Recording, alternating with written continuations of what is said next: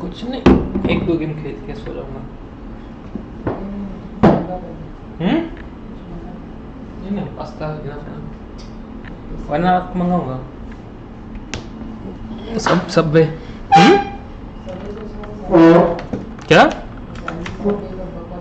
तुम्हें चाहिए? तो रहने दो, देखता हूँ।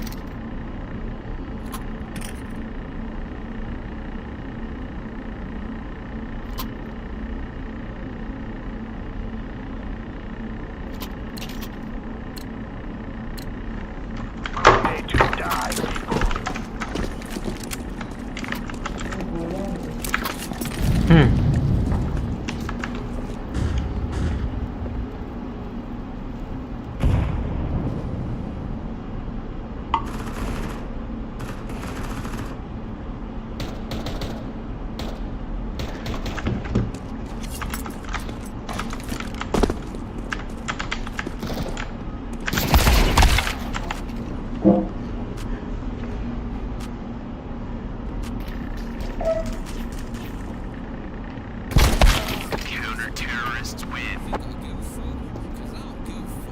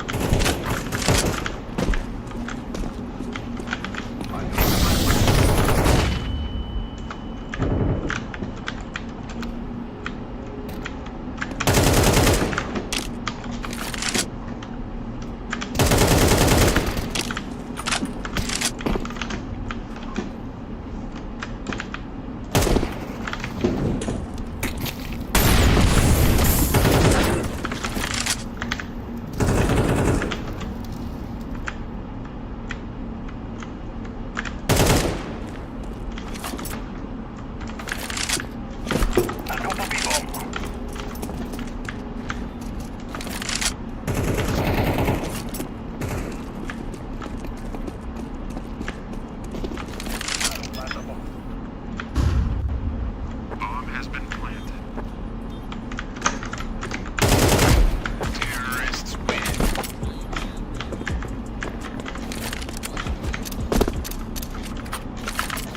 Very good.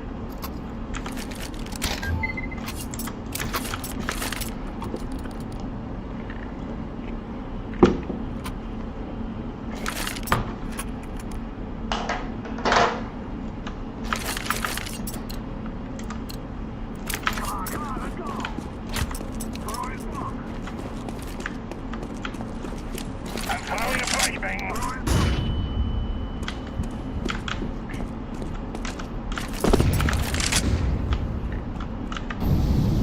Throwing a flashbang. No.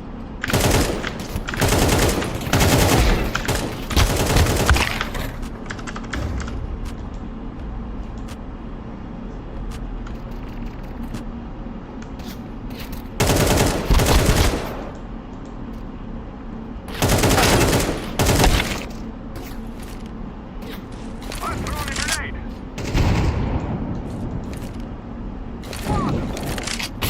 I'm throwing a flashbang.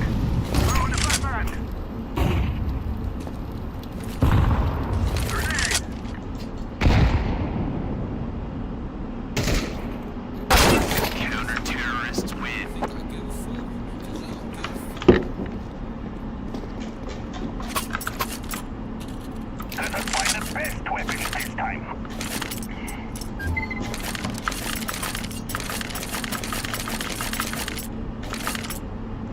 Let's savor, my friends. Let's spin up.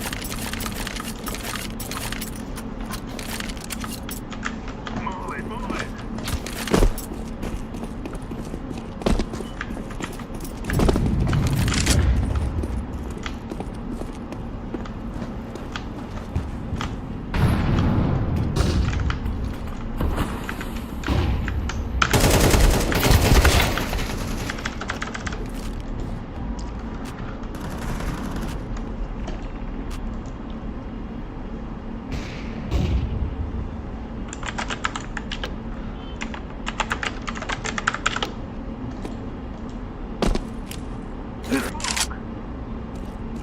Flashbang. I throw the flashbang.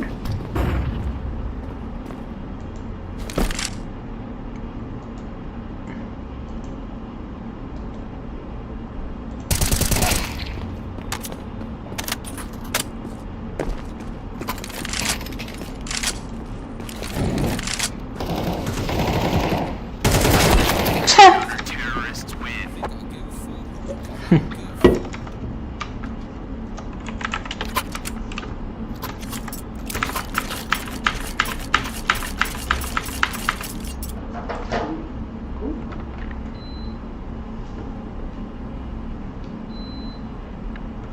अंदर जाओगी? Thank you. नहीं, तुम्हारे लिए बोल रहा हूँ, अंदर जाओ। जाओ जाओ।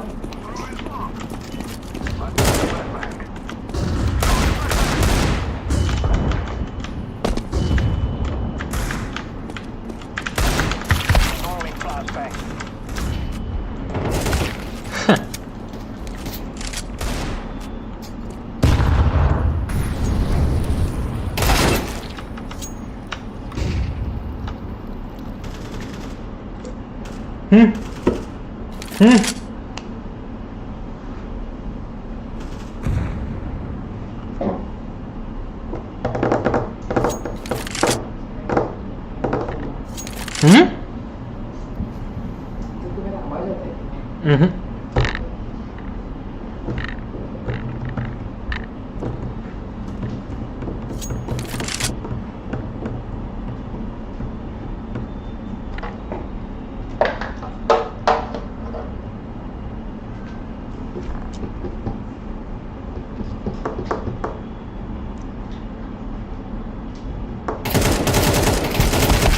Counter-terrorists win. Think I'll give a fuck. 'Cause I don't give a fuck. Let's go to mid.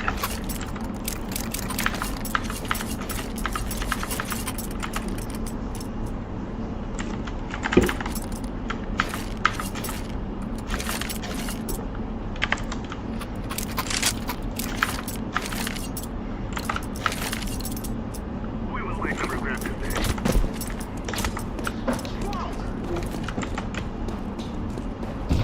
Molotov out.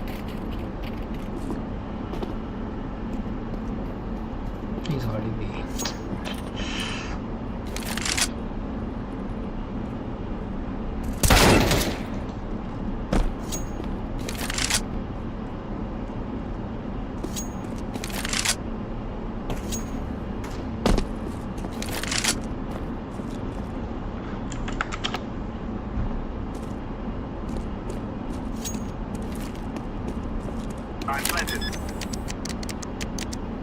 Bomb has been planted.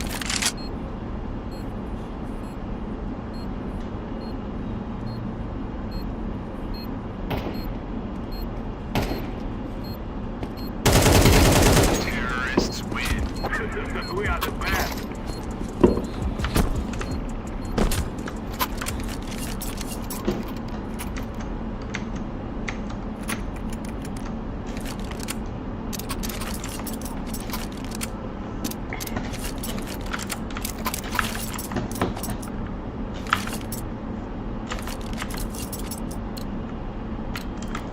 Let's go.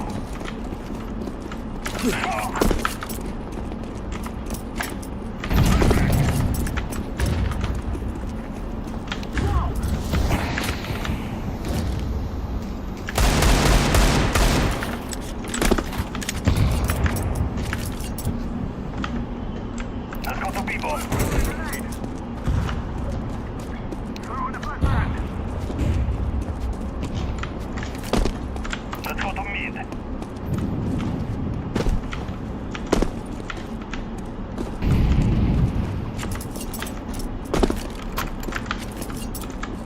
Decoy.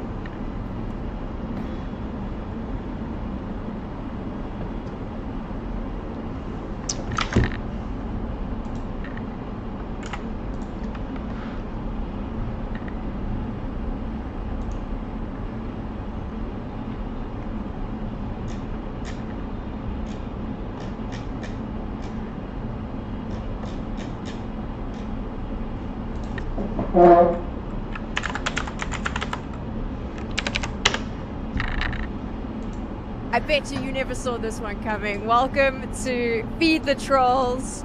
And look what we did. JL is in the mix with Thorin. And I mean, Mr. Duncan. Mr. Duncan. Listen, he's just got married recently, so logically he's forging new partnerships. You know, he's becoming a different type of man. So who knows? Maybe we're all turning over a new leaf for now. Do you know what's Next JL in the insane? future. Yeah, but you know what's insane? When we had Babsky on the show for the first time, which I think was like all the way back in like episode 25. Oh, sure. And everyone was so shocked that Babsky was on the show with Thorin. And I was like, you know what I have to do next is get JL on the show. Okay, that was And your mission, was it? Okay. It was my mission. And what I a lot wasn't of people... informed of this, but all right. I didn't tell Thorin, I just went ahead. I Okay. DM'd JL, and then he left me on red up until now. Ah, I see. That's how it is. At the time, you have to understand, he was a really big pro player at the time. He was in Navi and everything, so, you know, he was probably just too big time for me. Now he's got all sorts of time to reply. You know that works. I mean, I'm not trying to 12 hours a day, so I can Okay, fair enough. Now I finally did DM. That was what happened. You could tell, to be fair, from the games. You know, let's not start on a bad listen. Let's just put all that to one side and have a great, productive conversation, shall we? He had it prepared. He was ready for you. So the plan is today to actually just talk about how pros engage with the media, with fans Yes. online, obviously with trolls. That's what we want to talk about. If you're watching and you're not quite sure what we're joking about here because you've lived under a rock, there's been some ongoing banter between Thorin and JL for a while now on X, and I'm curious because I tried to figure out where this started, but then I got to like 23 of the two of you going at each other, and I just gave Yeah. up. So how did this start? JL, you can Okay. from your mind. Let's see where his did this perspective. start? Come on. Okay, first of all, it started from him trash talking Bimas, another fellow Lithuanian player. Oh, okay. Yes. Okay. And I don't remember what you said, but I do remember what I replied. I put a clown face on Twitter, Yeah. and I just said, every time Thorin tweets, that's how he looks, or something along those lines. Yes. And that's the start. Yeah, that is true. Actually, at first, I have no idea what he's connected to B-Mass is. Like, I'm not one of those people where I'm like, oh, you got the same flag as me. We are like brothers or something. So whatever. What happened is B-Mass one time tried to get cheeky. I think it was after I did that Fallen tweet during like the Antwerp Major, and B-Mass tried to like flame me on like the wackest angle, like you got the bronze coin. And sort of, so obviously after that, when he lost his job in Mouse, and spoiler, a lot of people listening to this episode now aren't aware there even was a player called B-Mass. He didn't have a career after that, unfortunately. That's not the end of it in Tier 1. You know, again, I'm trying not to make the obvious jokes here. Insert the jokes that you would right there. But basically, as I've always said to everyone, listen, if someone does something publicly, I'll clap back publicly. So yeah, it's true. I didn't know that was why, but then he did do a tweet that was like every time Thorin tweets, clown emoji. Now here's the joke, Sam. Again, I'll try really hard to make it just historical, not too much banter. But the reason why it only goes back to 2023 is because who the fuck was jailed before 2023? Again, just some guy who was not as good Orper as he thought he was, trying to play another team. Bro, Orper is crazy. I never tried to be an Orper. That's not what Cuban told me. He told me you wanted to be the opera in like Mad Lions or whatever. But it's okay, mate. I've only got all the inside connections to remember everything. Let's see how your brain works. So anyway, but that's true. He does right about it. But anyway, I just thought, who the fuck's this guy? So you actually will notice I didn't clap back immediately. I did actually wait a little bit. Because here's the other thing. I've actually always said this.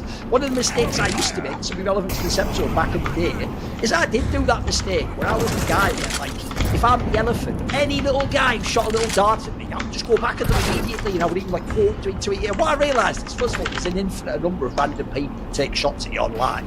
And then also, it's actually, you do, if you give them, when they're nobody, if you give them validation, in a sad way in the modern day, they sort of win. Like back in the day, it would have been cool, you clap them as some big figure. Actually, in the modern day, just because they get the recognition that you saw their comment, it got to you, and you reply. In a weird way, the trolls actually win when you do that. Unfortunately, it is better to generally acknowledge. My rule I made was, you have to actually be a top player before I'll really go back and forth. So I'll give him credit. You'll notice if you look when I actually started tweeting, when he started to get pretty good, and we had the Apex run and all that, and then they had Navi come along. Obviously, Navi, they were doing really well, they were mega. So then, yeah, we go back and forth. And I'll even add a tiny detail in here, which I think is relevant to the story, which is, even though we have never ever done this, I have said many times, if people ever wanted to make this like wrestling, you could just DM me. We could agree to go like back and forth and have like a bad. We've never actually done that, but I think in a weird way, I think just see what he thinks on this. I think Jail sort of gets that though, because even though he's tried to get a little bit edgy, he's never actually gone over the big lines where I will reckon. Yes, like sir. I've alluded to some stuff before we did this episode. I know some certain things about his life and the circle he's in that I could be mean and reveal and then make him look bad. But as long as no one fucks with me, my personal life, we just keep it all like, you know, these are the public figures, a shot back and forth, make it a little bit fun, put a joke in there. It is fun. Then I think it's cool. I actually think, by the way, I think it actually adds to the event, etc. I think it's way cooler if someone. Like, by the way, it's basically like what everyone loves about Apex, so like fuck you to the crowd and stuff. I think that adds to the sort of atmosphere of the event. When did it become fun for you, JL? Because I've never Since the seen. beginning.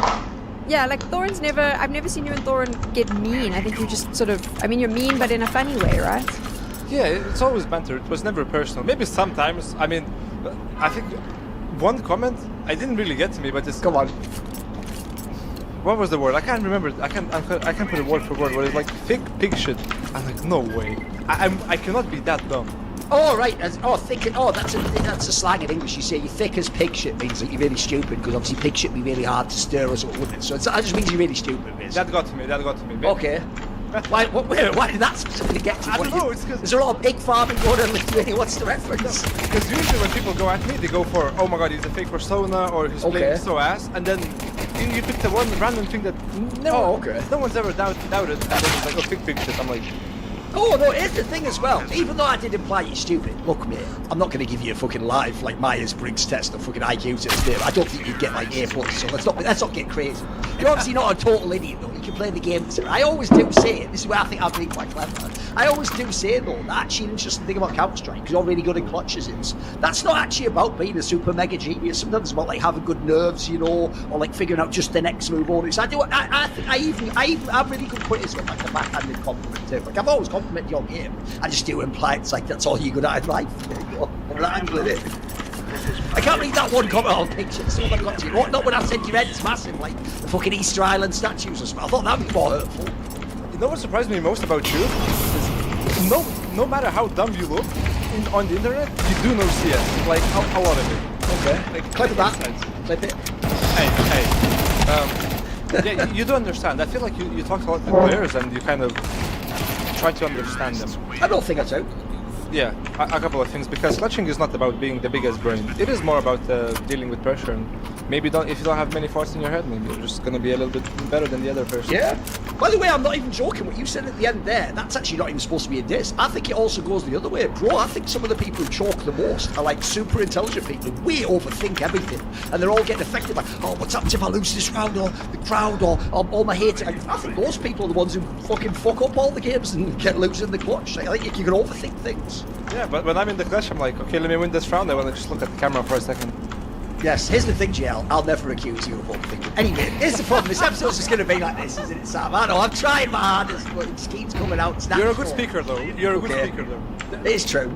It's also why, by the way, I'm not even joking, it's actually also, that's why it works better if we do banter over Twitter, because the best thing about Twitter is it's not actually time dependent. Yes. You can sit back and think of a good reply, or oh, wait, I won't put that content reply in this.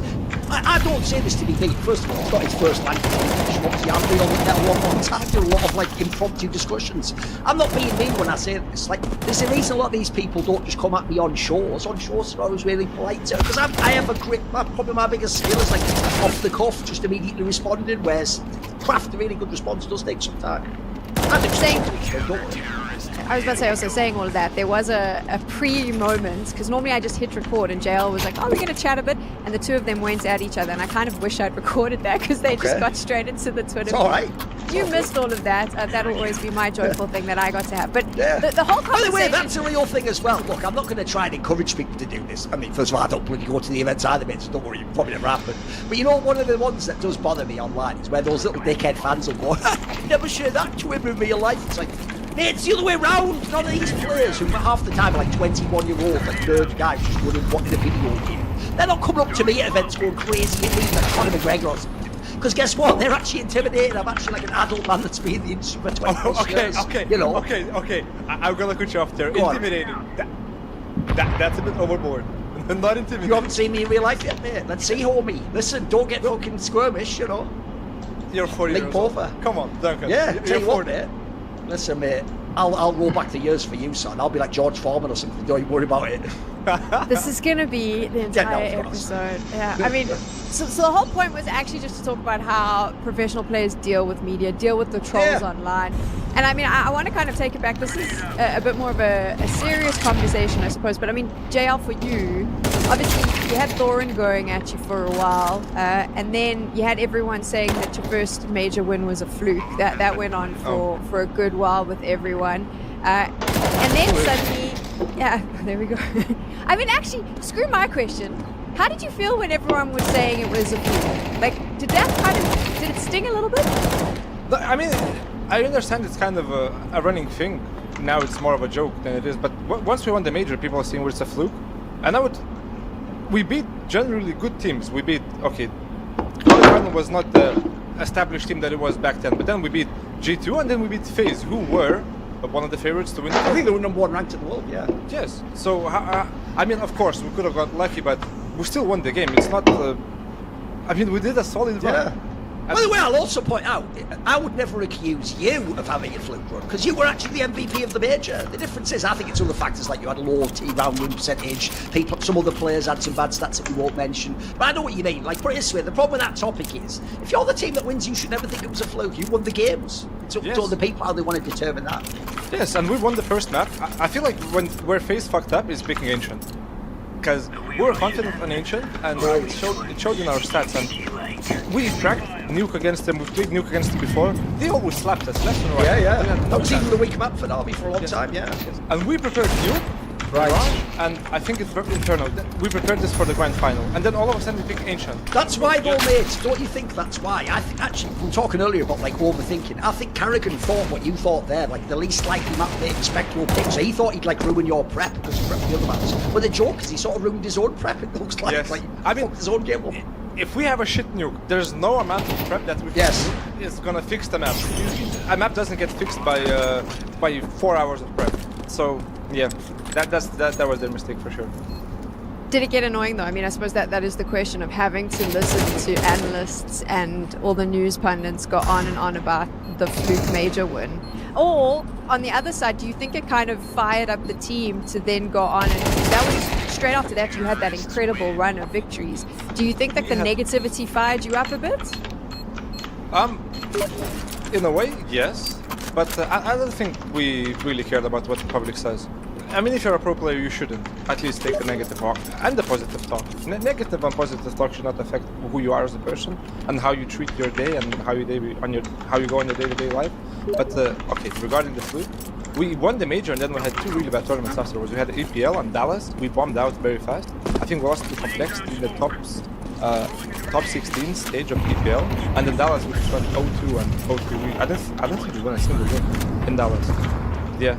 So there was a really shit tournament, and we had a big discussion on how we want to approach things. Because honestly, for most of us, the major was our first trophy, and I'll be honest, my only goal was to win the major. I mean, I never thought about anything else. Of course, winning the tournaments is kind of the path to winning the major. But then all of a sudden, you win the major. We didn't have great form coming into the major. We had great boot camp, but that's about it. That's all we had going on for each other in the major was having good boot camp. So we weren't really expecting to win the major. It was more of a let's make a deep run and try to win, as much games as we can, and then take the losses and learn from them. That was kind of our main goal. But yeah, we managed to win. By the way, here's the thing. Even if someone disses you, goes, it's a fluke that you won that major. Like, you shouldn't really let that bother you, because that's like someone going, oh yeah, your girlfriend's like a supermodel who's a 10 out of 10, but you're ugly. It's like, well, I'm still winning then, aren't I, motherfucker? Like, you can say that, but it's still pretty good backhanded compliment. Yeah, I do have that straight fire dime piece, though, that's all. I do have this major trophy, that's pretty good. If you got one, that's a pretty good angle. Yeah, I mean, I don't really care about the fluke major. And, I mean, it kind of gets annoying to a certain point when you... I mean, it's been like, what, a year or something gone, and then I see go into HLTV, read some news, and then I see, oh my god, Navi fluke major, or Jail, worst rated MVP of all time. I'm like, yeah, we had 49% win rate, what do you want me to do? Like, I have 155 rating? Sure. Yeah. But other than that, I don't know, I'm happy with the major. I want to pick on something you said there, because you said like you didn't really listen to what people were saying, but I'm pretty sure if we fast forward now the timeline, obviously you had a bunch of victories coming into the Shanghai major. I don't have the exact article on hand, but I'm pretty sure you did do an interview, JL, at one point where you said like you felt like you were playing badly because you were starting to listen to a lot of the online commentary that was coming out. Right. And you said that it was getting, I think it was just after the Shanghai major where you said like it was starting to get to you, or maybe it was just before the Shanghai I think major. I actually remember this because I think I even used it as the basis of one of my tweets where I was sort of like, oh, do you not like people talking shit about you online? I think I did some angle like that, you know. It's like, it was right there, it was low-hanging fruit, it's all good. Kick the dog while it's down. Yeah. There we go. That's the best Lauren's place, right near your feet. I mean, honestly, I've always read negative comments, and I thought they're not gonna affect me at all because I keep reading them. They're kind of here. It's not a new thing anymore. Sure. But it gets bigger and bigger, and then you kind of start to overthink it. And one comment is not gonna affect, but if you read it 10, you read 20, you read 100, and then you, okay, maybe I'm not that strong-willed anymore. And then you kind of read it, and then you stop reading them because it's affecting you. Yes. And then that gets into your head because, okay, wait, did they affect me? Because now I'm not going on to HLTV anymore. And yeah, so I kind of stopped reading comments. I mean, HLTV for most part. I think most pros I talk to have to do that, because here's the problem. I know what you mean by that as well. Part of you even wants to be stubborn and go like, hey, you know, like one stupid comment's not going to affect me, but that's true. But I always give this analogy. If you walked down the street and someone randomly said, hey, fuck you, you'd go, who gives a shit who you are, and you keep walking. But imagine you walk down the street and every person said, fuck you, wanker, dick, and eventually you'd be like, shut up, what the fuck? Like, he'll break anyone. I think literally, you find me the strongest mental person ever. Like, the joke is, people hate on people like Mitchell Lewis, he's so weak, it's like, the other way around, he's so mentally strong, he's withstood like 1 million negative comments, and then he snaps like once, and it makes him look like he's the idiot and he's the soft one. But I actually do think most pros I know, it's not necessarily that you ignore everything, but you learn to have some level of filter. Or I think the classic one is, you pick the right moment, like you go and check the comments when you win, you don't do it when you have the big loss or something. You know, you've got to pick the right emotional moment to be in, to check all that shit. It'll get to anyone after. Yeah, for sure. I think after winning, I used to be always going onto HLTV to, I don't know, just read how we're winning, all that stuff. And then once I stopped reading the negative comments, I kind of stopped reading the positive ones as well. I didn't go into HLTV after wins because if I cannot handle kind of the negative, I don't deserve to read the positive, so I just stopped going on to Chill TV. But now I do. Because, but even crazy, bro. I've retired. Wait, I'm okay. Didn't retire. I took a break. And then I took a break for a couple of weeks, and there's still like a David GL friend. Oh, okay. That's crazy. But now I can read them. And By the way, I actually hope even fans, no troll's gonna actually listen to this and take my advice. But anyway, I'll try naively anyway. What I said earlier, that's actually one thing I also wish fans would do though. It's like, don't just write like you suck.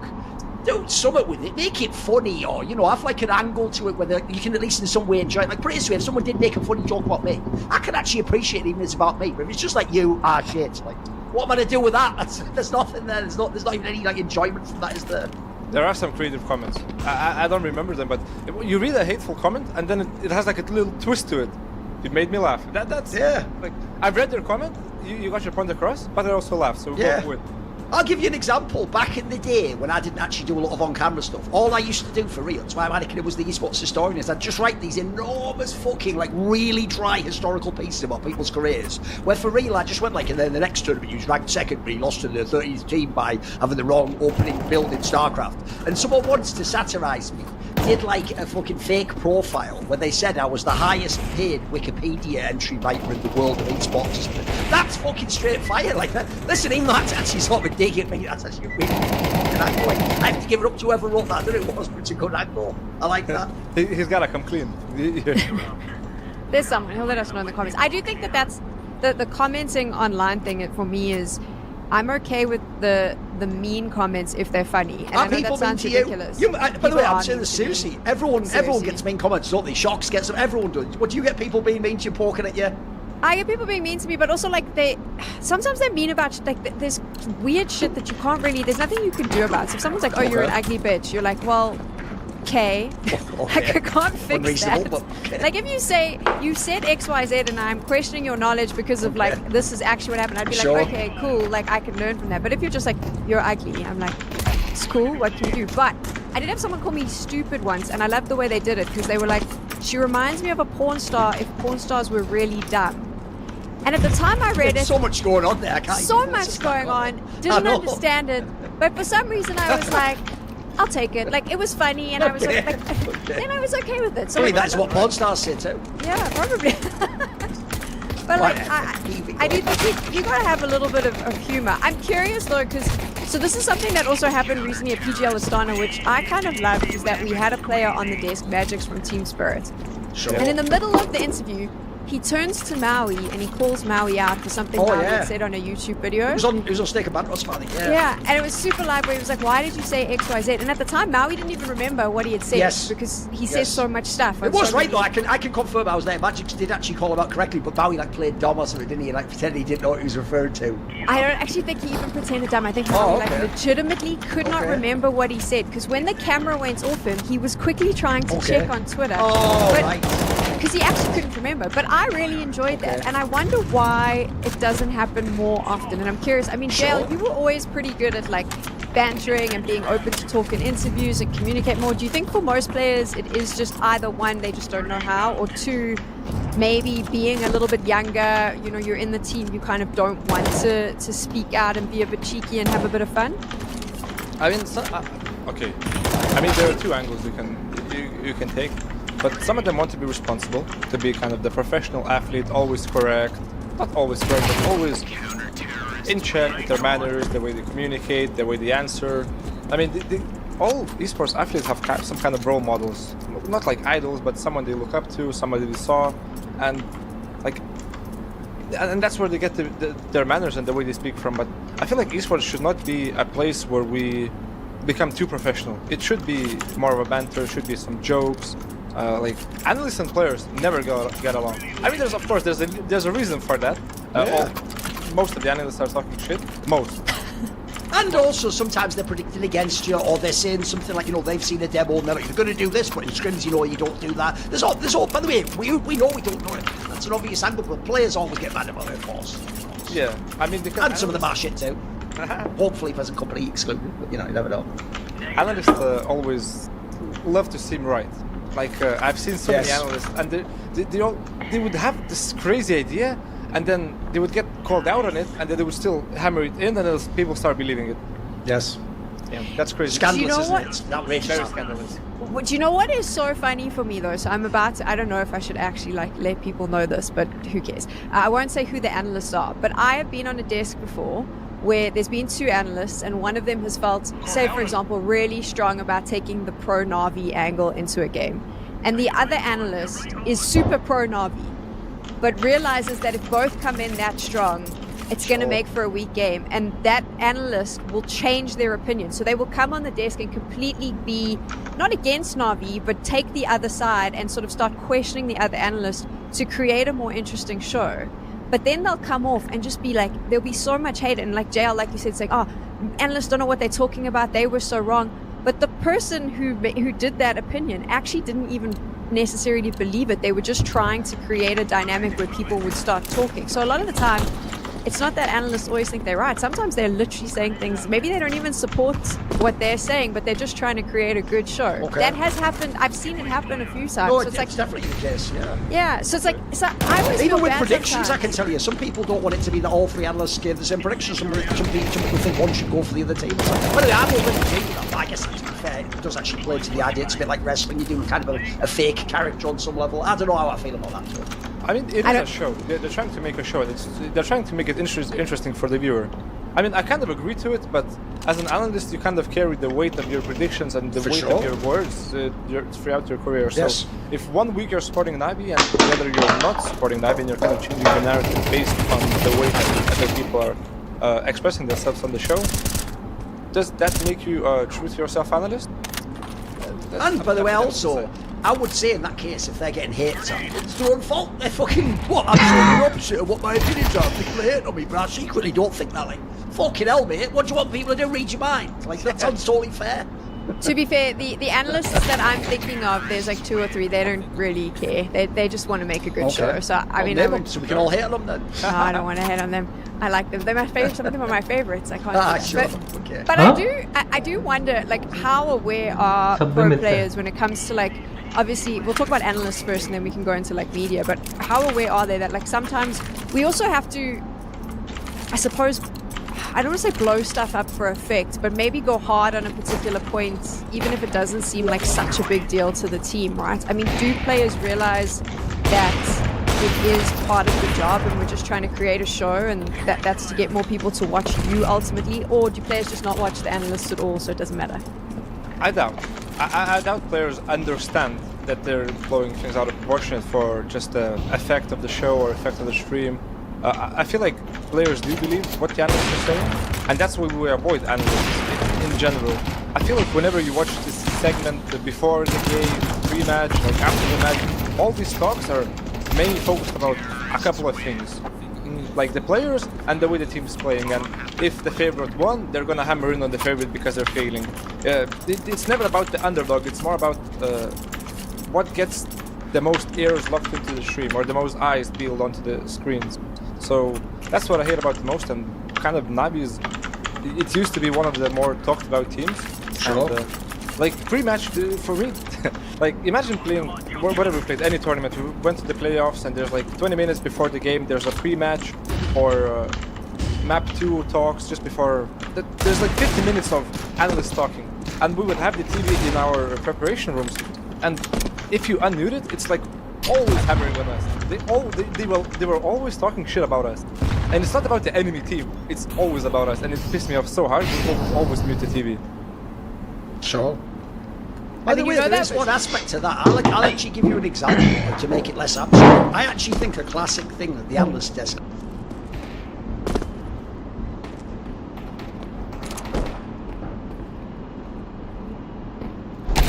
Terrorists win. Bomb has been.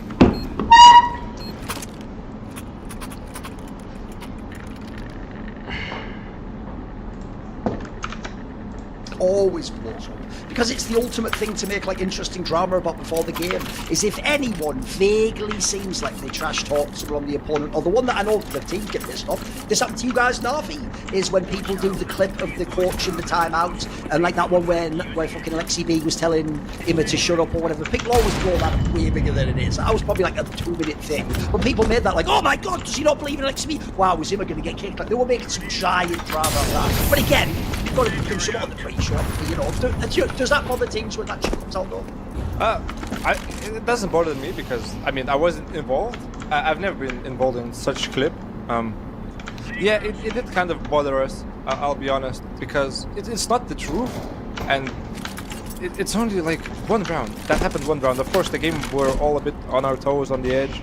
I don't remember what kind of game it was, to be honest, and who we played against, but I do remember the game being a bit too stressed. We were not playing as our usual selves, and Alexi noticed that, and then he said, let's keep it down a little bit, and then of course the clip got blown out of proportion, and that's how things happen in the esports world, and any world, to be honest. It's not just esports, people love to talk about negative things, and they want to push this negative agenda forward.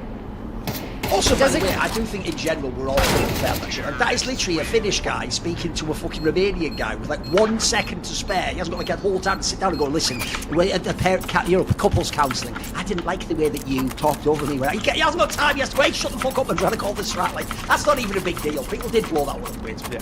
But it was spicy. It was spicy. It was spicy. It was. Does it get to teams though? Because I mean, this is something like maybe there is no drama in the team. Maybe like we see something and we blow it up. Then does it affect the team sometimes? Because suddenly the whole of social media and HLTV is going on and on about it, and maybe there's a player suddenly going, hold on, like maybe I should be getting upset about this. Actually, now that I've read all these tweets, like maybe you shouldn't have done that. Has that ever happened to you, JL? I mean, it happened to me once personally. One thing got blown out of out of proportion. I'm not sure if okay, I'll talk about it. The game we didn't shake hands with Xantares. For me, honestly, now that I look back at it, it wasn't ego or I don't know. I felt bad because at first I laughed, but then afterwards, I don't know. Maybe it was due to my ego being a little bit too fragile. I wasn't too confident in myself, and then somebody disrespected me. Oh, he hates me. I don't know. I kind of figured that one out, but I can't put it into words because I don't understand it too much. But now, if I look back at it, if someone did that to me now, of course I'll shake their hand. It's a game, like no one cares besides you. And the amount of hate I got for it was crazy, actually. But I would, if I truly believed in not shaking his hand, I would still do it again. But it's not about the hate. It's more about me understanding that I was weak in that scenario. I was the weak point. It's not about his action, it was about my reaction afterward. By the way, did they win that game? Is that the thing? Yeah, I did. Ah, right. Because by the way, if it's the other way around, like say someone trash talks you and you beat them, I've got a little tip for you. Here's like a next level banter checkmate chess move, right? What you do is if you beat them and they trash talk you might not want to shake their hand because you're not fuck this guy, just beat your hand and you talk shit. What you do is you go over and you shake their hand, you do the really firm handshake, and you just lean in and go, you played the best you possibly could. And then you walk away like that. Wow, that's horrible. That's some mind, you played the best you possibly could. And then you walk, do the really firm handshake, and you just lean in and go, you played the best you possibly could. And then you walk away like that. Wow, that's horrible. That's some mind games. That's how you really get in a fucker's head. That is messed up. That is quite good. I mean, that is good. I probably wouldn't go that far. Okay. I love banter, but that's a bit... Sure, it's a bit animated, sure. I mean, honestly, about talking trash, I understand talking trash before the game. Because then there's some stakes on it. But once you won, yes. if you talk trash, you're the dickhead. Yeah. Before the game, I agree. That's quite a classy way of looking at it though, because I do think a lot of people miss, especially young players miss that. Like once you've won, like you can shut up. You've done the talking. You can be a good winner. Right? You can be graceful, can't you? Yeah. I think you should be an arsehole before because it's fun and I enjoy watching the trash talk, but be a graceful winner after that. Then there's, because if you talk trash before the game, there are some stakes to it. You have something to lose. If you lose, you look like a complete moron. Yes. But if you win, you talk your trash and you walk the walk. But yeah, so that's why I never talk trash after the game. I used to banter before the game, but I stopped doing that. I actually enjoyed it. That gave me a lot more some pressure playing the game, like actually winning the game. I also think it does for fans increase the stakes. It makes it cooler. Yeah. I think people agree. enjoy it, but why did you stop? I don't know. Wasn't winning the game anymore, was he? That's true, but I felt like a dickhead actually. Like people were not bantering back. All right, okay. Like whenever I would banter G2, well, I would banter them as a whole team. They would never talk back. Like none of them made that tweet. I'm sorry. Right. I felt like the dickhead. Just feels like you're bullying him at that point in time. Yeah, right. I mean we did win 9 times in a row. True, yeah, true. By the way, I will also say as well, and that's even why I actually think if analysts and players do it right, it adds a bit of spice to the event. How many times, even though I've never ever said he was bad at the game or that his team sucked, do you know how many fucking times have you ever had like a plus 20? Every dickhead fan was tagging you like, what now, Thorin? look at this, what now? It's like, I didn't say anything about that, but it was obviously the stakes fans think they like that, they like a bit of spice before the game. They do. They say that though, but then I've started to see this like change in narrative where fans are now saying that it's too much and it's unprofessional, and that's kind of blown Get the my fuck mind out a to bit. Valorant and League of Legends, then you little bitch. That's what I think. I'm always like, did you play this game? CS. Like, yeah, We're shooting people in the head with we AKs. shoot people in the head. And That's teabagging them and we're terrorists. What are you talking about? They're like, it's too much though. So you subbed out of the game. Like, oh, fuck, you know, all right, grandma. Let's talk about that. I mean, I'm curious. So the thing that comes up a lot is with top teams, this idea of media trading. But I mean, JL, Sure. you come in. Did you get media trading? Is that something that's actually because Is that a real question? Yeah, I mean, I'm asking because I've interviewed enough know. players where I was like, if they got media trained, they were not paying attention during those Yes, sessions. exactly. Yeah, you know this ball-played snake. I don't think anyone's have been media trained. Have they? Right. I think some Americans probably had, if I had to guess. Like, big American orgs maybe would do that sort of thing, Oh, you know? maybe. I mean, Navi has always been an org with questionable interviews. Sure. It's true. It is true. There's Do you think it would training help here. though?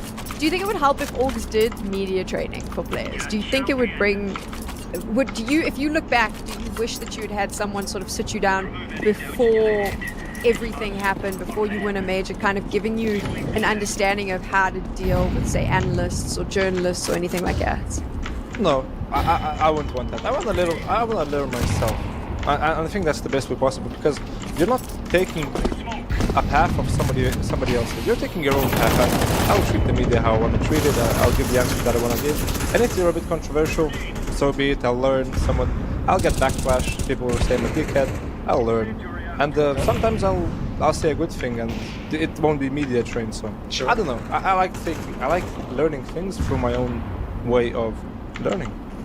Two things. It's an One, interesting my take. respect to him, he likes to learn himself, so he really likes a challenge. And two, obviously, if you think of the old days, especially now, like, mate, you couldn't have given me like 8 simple when he was like shit. Mate, that guy would have just said what he wanted anyway. He was blaming his own teammates after the game. It was crazy. I remember.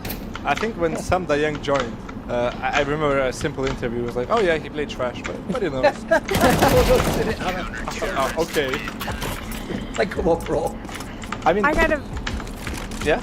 Go on. No, I mean, you could chat. I was just say that's like I live for that as a fan. Like those are always my favorite Of course. moments. Like I just think that that's what makes it really fun. I don't want that super dry, super serious. You know, we played the best we could, but they were better, and that was great. Thank you. You know, shout out to the fans. Goodbye. I don't care. Like say something. Thank like you for your exactly. support, Hearts. Yeah. Yeah. Say something controversial. Be a bit cheeky. Give me something fun to work with. I've actually learned that people don't care about these messages like, we played a really good tournament, we lost in grand final, 1-3 against Mouse Sports, thank you all for your support and we'll come back stronger. I've never really, I mean, I could put out a couple of tweets like this, but I always made it into a joke or something we could smile about or something to look forward to. I don't know, I get tired of seeing these tweets, to be honest. Like, if I want to put out a sad tweet, I'll do it. If I want to make a happy tweet, I'll do it. But I'll make sure not to put out the most default one because people don't really care.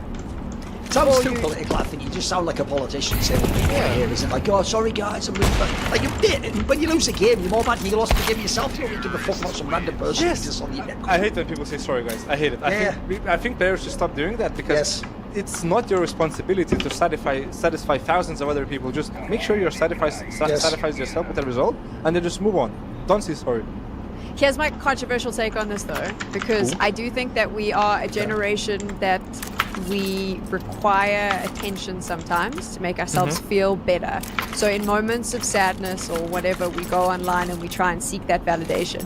And I sometimes for wonder... people to pity you mean? Right, Yeah, I see. because I sometimes wonder players, like the team plays badly. We've all seen them play badly. And then at the end of the tournament or once they're knocked out, a player will come on and go, I'm so sorry. We just didn't play our best. We really let you down. And then the replies are all, you'll never let us down. You're our favorite. We adore you. Don't worry, True, you'll yeah, come back true. stronger.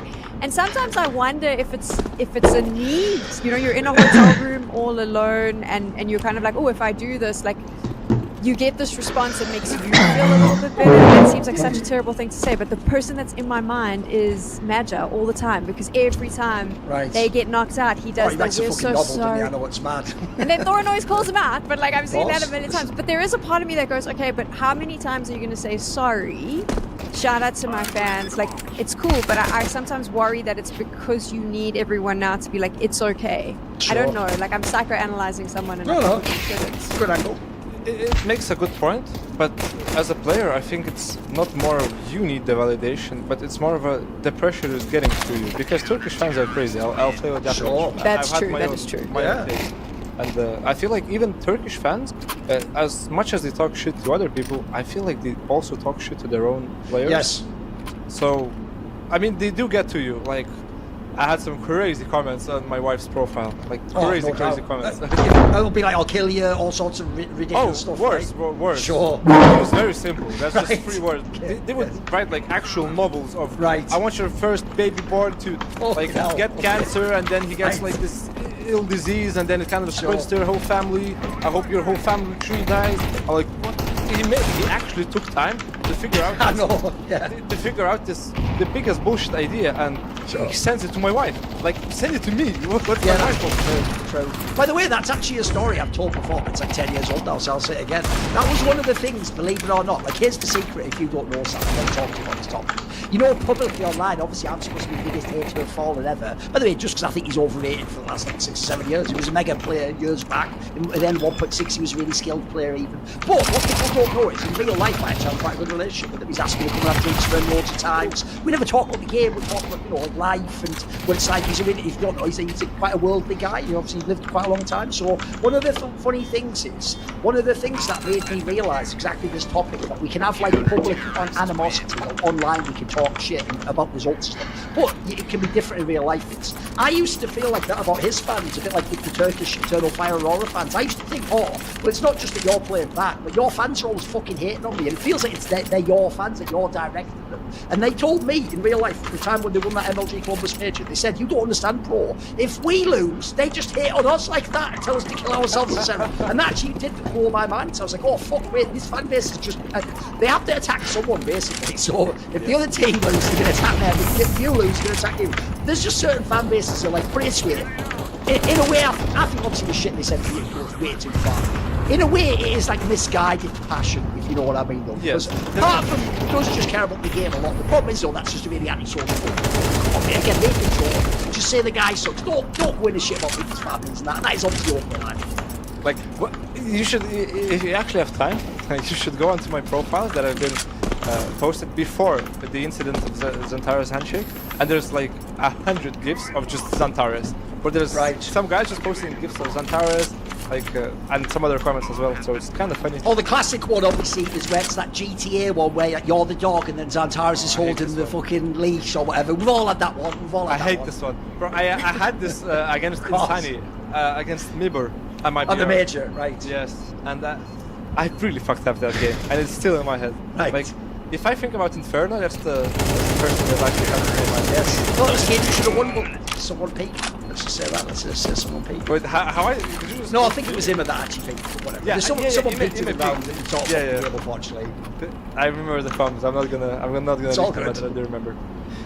I've been for How rounds, do you- but I mean, if we go back to that game, I could have played a lot better. Of course, he got lucky at times. He killed me through the smoke, full blind, last bullet, first bullet, but I did fuck up in the end. How do you deal with people going after your wife, though? Because this is something that This is- that kind of when you mentioned that, it just shocked me because she's not necessarily equipped to handle all of this. 1, 2, she's got no say in it. 3, I'm also well aware that, and I think maybe people don't realize this, professional players are not traveling with their wives to every event. Sure. A lot of the time, Yes. wives and girlfriends are at home. So these incidents are happening when you are in different countries, different time zones, and I've also seen the death threats. I've seen the rape threats. I've had them before in my DMs, which is absolutely like just shocking, and you don't really know what to do. But it's By the also a way, little bit that's even scary. something, Sam. People even miss that too. It's one thing that someone says something publicly. Some of these people are so nuts, they send you the DM as in they only want you to read all this evil shit. It's not even like they read it just for like the public, Yes. hey, fuck this guy. They're actually trying to be like really evil to you specifically, like, hoping to ruin your fucking mind or something. And there is a little bit of a fear, I mean, where you kind of go, well, shit, like, so for me, I'm like, well, I'm a woman on my own in a different country. Like, I stay in this hotel. They all know where the players are staying. What happens if this weird human being pitches up? But now for someone like, for JL, for you, your wife is not there. She's at home, and she's getting these threats and things. I mean, that has to live quite heavily in your brain. And then over and above that, you still have to go and compete the next day and pretend like none of this is actually getting to you. Sure. Yeah, I mean, the wife would probably hide this information before the tournament's over or until I come back, because she understands how important your mental situation is. Right. And so she would not argue with me. She would kind of let everything slide before until the tournament finishes. And once it finishes, then she would like kind of say her side, and maybe you shouldn't have done that. Maybe you should have shook his hand. You know how Turkish fans are, and all of that stuff. So we will talk about it after the game. So it doesn't affect me there, but yeah, sometimes when you get these threats, you're kind of very aware of your surroundings. I mean, I'm aware of my surroundings most of the time. I kind of check my back, look there and there. But yeah, especially when those are happening, I'm always very aware of like trying to stay in the corner of the room so I can see the whole of my space. I mean, like people say, I'm coming to the tournament, I'm gonna knife you. Oh, You can take all right. you can take it as a joke, Right, but sure. what if Yeah, it's yeah. real, bro? Like, Yeah. they are crazy people. Yeah. They don't care if they go to prison for 25 years, as long as he's knifed you. No. By the way, I'll even give my version of that, which is, look, I actually do know it was literally now 11 years ago that I like trash talk Poland right the day before I went to the fucking event in Poland. And then spoiler, I know this is crazy, but a lot of Polish people didn't appreciate that and sort of wanted to get the fuck out of our country. So obviously loads of people said for a few years after that, but not that much longer, like if I was yeah, I'd fuck you up or whatever, right? Now even though like years after that, I'm pretty sure at that point in time, people don't really give a fuck anymore, like, especially if they like you on camera, etc. They probably would be fine. In fact, I'm sure if I'd ever been to Poland, they'd have probably just booed me at the beginning and then just gotten on with it. It'd be like a show. But I did always tell people, since I actually had loads of other events, it's a long time ago, obviously, that I used to work, I always used to say the main reason I don't go to any events in Poland is because even if 99% of people were cool, if one person just came out of the crowd and like sucker punched me, that'd suck, wouldn't it? Like, it wouldn't matter everyone else being awesome, and it doesn't matter, like, that would fucking ruin my day. So yeah, unfortunately, that is why I was just like, you know what, maybe I just don't go to Poland, which actually probably worked out for Polish fans too. So we all win on that one. I mean, sucker punch is not the worst that can happen. I mean, I can get sucker punched with me that. Okay. But like I know for a fact, 100%, there are people out there who wouldn't care. Like, they wouldn't care. Just Oh, you think they're not just like talking? You think they'd actually really Yes, do want to hurt yes, you? they wouldn't Right. care. There are people who are insane in that Sure. way. Yeah.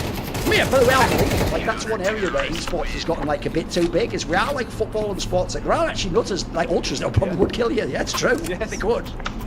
I think it's very easy to sort of say, oh, well, it's all online and like no one's being serious. It's not going to happen until it actually happens. Then suddenly we'll all Yeah, go, of oh course. shit, maybe. Yeah. But I do think that there is a level of crazy that exists. I mean, we're By laughing the way, about I don't know if you've HLTV, ever but- seen this, but I know obviously UFC itself is fighting, but there has literally been real cases, you've seen in the last few years, where famous UFC fighters, either they've been like hit by a fan as they're walking out, or they've attacked a fan, even like some fans talk shit to them and they just dive in the crowd and punch them. That's real, that's happened. Like, yeah, that's like a real thing. It is. Wasn't it? There was that British I think he's a boxer or he's like a strong man. I can't. But there was a group of people that kept parking outside his house and making a noise. Okay. Yeah, and to get him to come out. And his kids were out there. And eventually he went out and kind of was like, "Please leave." Like I think his wife went first. She got ignored. He then went out, and the guy was trying to like get him to hit him. Like he Right. wanted to get into a fight, Bait and I him in, realized like, right. yeah, and the whole time someone was videoing it. So I was like, what he wanted was this dude Right. to hit him. Like he wanted to say he got hit by the Sure. guy, and I was like, how psychotic do you have to be to park outside someone's house for hours on end to try and get a reaction out of them so you can be famous on social media, which is basically what like our generation is doing now. That is Sure, the thing. yeah, that's true. So I could imagine someone coming up and trying to knife you at a Counter-Strike event because they think it would be funny to post on Reddit after the fact, right? Which is actually terrifying when I say it out loud. Yeah, I mean, I'm 100% sure if you gave someone, if somehow a bad person spawned next to you, he will knife you. Like, if he had the chance to be next to you and he could be on the news, oh my god, I've knifed a cs2 player, fuck him, he could talk trash about the Turkish community, and I've saved our community from him, I put it in his heart. And You know, got dark. yeah, A bit dark this episode. it's not necessarily for Turkish, but Sure. I did get a lot of deference from Turkish community, and that's why it stands out. It's just pattern recognition. By the way, I'll give you one little tip if you're a Turkish fan listening. If you aren't the person like that at all, you never go beyond trash talk. You actually will help people like JL feel better towards Turkish fans. If you just say something like, oh, I disagree with that completely, or actually, you know what, yeah, well, you might be our enemy, but only in the game or something like that. Stuff like that also matters, because I know the same thing like on the analogy I was giving. If some Polish guy was like, look, I didn't like what you said, but obviously, you're welcome to come to the event. I do appreciate that. That in a way, like, undercuts some of the bad. Yeah, a little for bit. sure. So, do you think that maybe analysts and the media need to be nicer to players and teams, JL? What a to nice loaded stop question this? there. Go on. Nicer? Not in a way. Kinda.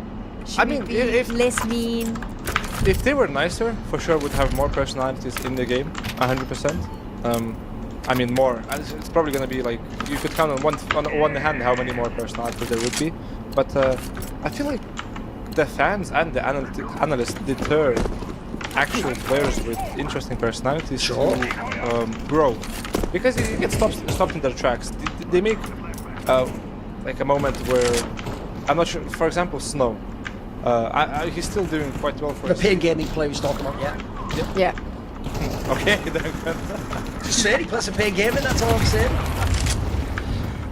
he would he would get a lot of hate because, oh, he's 17 years old, why would he scream like that? But he's doing it for his team, and I feel like when you're 17-year-old, it's kind of hard to process the information that you get. Yeah. And you don't differ from the good and the bad, and you kind of read it as a fact, and that's why it probably deters a lot of young players from becoming a true version of themselves. Sure. They have to suppress their own emotions and opinions. I actually had a period like that where I would purposely avoid looking at the camera. I would purposely avoid screaming nice or nice toys. Right. Because it kind of got to me a little bit. Because people used to call it fake. Oh my god, he's fake, he's looking at the camera. But then I would purposely try not to look at the camera, and that was fake. So then in the end I decided I'm just gonna be myself. If I want to look at the camera, I'm gonna look at the camera, because I always did it in streaming. Like whenever I make a play or make a highlight, I would always look at the camera. That's me. And yeah, so I stopped pretending to not be myself and looked at the camera. By the way, do you want a cool Uno reverse card moment? If 4 players didn't get so butthurt about every little comment and people picking them to lose. By the way, our favourite thing is when we pick you to lose, you don't think you should lose. You lose, and you still to us like. Can we? I'll tell you right now, mate. 4 players getting super sensitive. Again, we won't mention games, Sam, but I know some analysts that have way spicier takes in the green room, mate, and they're shit scared. Like, they're not the man for it. They're all just got a Maui coming out and giving these crazy takes. And some of them just fucking like the joke is. In fact, you know what? I'll even say one. Actually, that's where Yanko actually believes more in being a professional. Yanko would sometimes be like, "This fucking team's dog shit. Like, they should never play like that." But he'd never say that on the desk. He'd be like, "They're rubbish. This really unstructured. You know, they should have thought more about the T side." Like, sometimes I think a lot of people are a little bit worried about the reaction. In the same for analysts as players, but I think also some people worry that everything's going to blow up and you're going to be hated on. I mean, it's. I think there's a thin line between talking analytical and kind of giving a good point for the stream, and then also like crossing the line, and then you're gonna get your hate. Yeah. You might lose your job because the public opinion about you is it's negative, and that brings you. I mean, it still brings eyes to the show, but then it kind of ruins the reputation of your tournament or organizer. Yeah. Yeah. How many analysts have like sort of slid into your DMs, JL, and try or at events and try to be your friend, like and have tried to like they want to Okay. hang out with you afterwards? Zero. Analysts don't hang out with players. Like, So I'm not gonna lie. I'm gonna reveal something. Analysts try to avoid looking into your direction when they're walking in the hallway. Like, Okay. I say hi to all of the analysts. Like, I'm kind of friendly in that way. But I've noticed when analysts are walking through other pro players, they're just going their direction. They don't care about what's going on, because they know they've talked mad shit about the players. Of course. And that's why they don't do it. Sure. So it's really funny because you're obviously talking about tier 1, but I can tell you when I did some ESL challenges at tier 2 analysts, so they were like a few of them are constantly DMing players, and then they'll be like, oh, I'm trying to get information or whatever, but then they'll come on a desk and they won't say anything. They'll be very like, they'll say, oh, JL, he didn't play that well, but also sometimes he plays well. So it wasn't a great game, but sometimes it's a good game, and they do that thing. And then I had a conversation with a few of them where I was like, you have to have an opinion, and they said, yeah, but I don't want, JL and I, we've been chatting. Like, I'm using JL as an example, obviously, but we've been chatting. I don't want him to be upset with me. Like, we're friends now. And I did wonder if that had ever happened, because it's funny, like you said, the tier 1s, they just avoid eye contact. They know that they've said some shit, and they're like, well, it's my job. We just won't look at each other. We don't hang out. But I do think that there is like another breed of analyst who's like, well, I actually really love these players, and I want to be their friends, and I want them to like me. I don't want them to hate me, so I just can't say anything mean about them, and I have to constantly like ride the fence, if you like, because they're terrified that they're going to upset you, and maybe you're going to call them out on social media for it, which never ends well, because obviously all the fans then hate on the analyst. And most players have way more followers. Like, it's funny because obviously us versus fans, we can be the person who's the bigger dog, but some players have like 1 million followers on Twitter. Like, it's hard to beat that. I only have like 117 compared to your, I don't know how much you have. I know you have... Well, 189, don't worry about it. Yeah, it's fine. You'll get there. They're all like 75 years old by now. Listen, maybe in your PUBG career that you do after this, you'll get there, You'll probably get some fans. Okay, but honestly, about having opinion, I had a good point. Oh my god. We were talking about... It was about analysts like DMing people trying to be friends or being scared to say something if they like them. I want to shout out Chad. Sponge, right? Yes, Sponge. Okay. He's a great guy off the camera and then on camera as well. Like, we talked with each other, like, on good terms, and then he would still go on camera and talk like real shit about the team and me. Right. I'm like, okay, he's a real guy. He doesn't just pretend to be like a good analyst or a good guy. He actually thinks that, and then he will still talk off camera. Like, he said some shit about me on the desk, and then we would still talk normally because he's a real guy. I like him. By the way, he also, because he used to be a pro, I can tell you, like 10 years ago, so it was in 2016, he actually famously had a thing when at the end of being a pro where he deleted his Twitter at one point, because actually he knows what it's like, mate, to get everyone hating on you. So I imagine he's very cognizant of that now, when it's, like you say, he wants to feel responsible, that if he trash talked, he makes sure privately, that like he still respects you or some shit, right? Yeah. The thing is, I don't think it's more about... it's really hard to put it in English. If I had like a minute to think about it, I would of course type it out. It's all good. I feel like he is true to himself outside the internet and inside the internet. He's always himself. He tries to be, and that's why I appreciate him about him. Yes. And I think the points that he said, like on the broadcast, he would say it in front of your face as well. Yes. Oh, by the way, that's what I actually meant before. I didn't really mean intimidated, by the way, in terms of like I'd fuck people. I was joking. I meant more people intimidated to argue with me because they think like I'll go back. What people don't know is it's the same thing, JL. Oh, I've had some players come up to me and go, at the bar, I was shit. I was like, you are? So I'm trying to have a drink. You fuck off, please. Like, this isn't the time. We're not on the desk right now. By the way, do you want to know a little piece of law nobody knows, though, Sam? You know how he admitted himself he had a moment of weakness from trash talk? I had my own moment of weakness. Believe it or not, this is how you know I just love CS too much. During the Shanghai Major, the one when Harvey came in his one team and they'd been all those finals and they just won I in Rio, and we're supposed to believe now, because it wasn't a fluke win, that they're going to win the Major and prove everyone wrong. Actually, when they were doing shit in the tournament and they were losing games, I actually did send an unsolicited DM to JL where I'd said some shit like, oh, come on mate, you're a better player than this. You know what, it even got to me in the end. Even I broke a little bit and the mask cracked a little bit.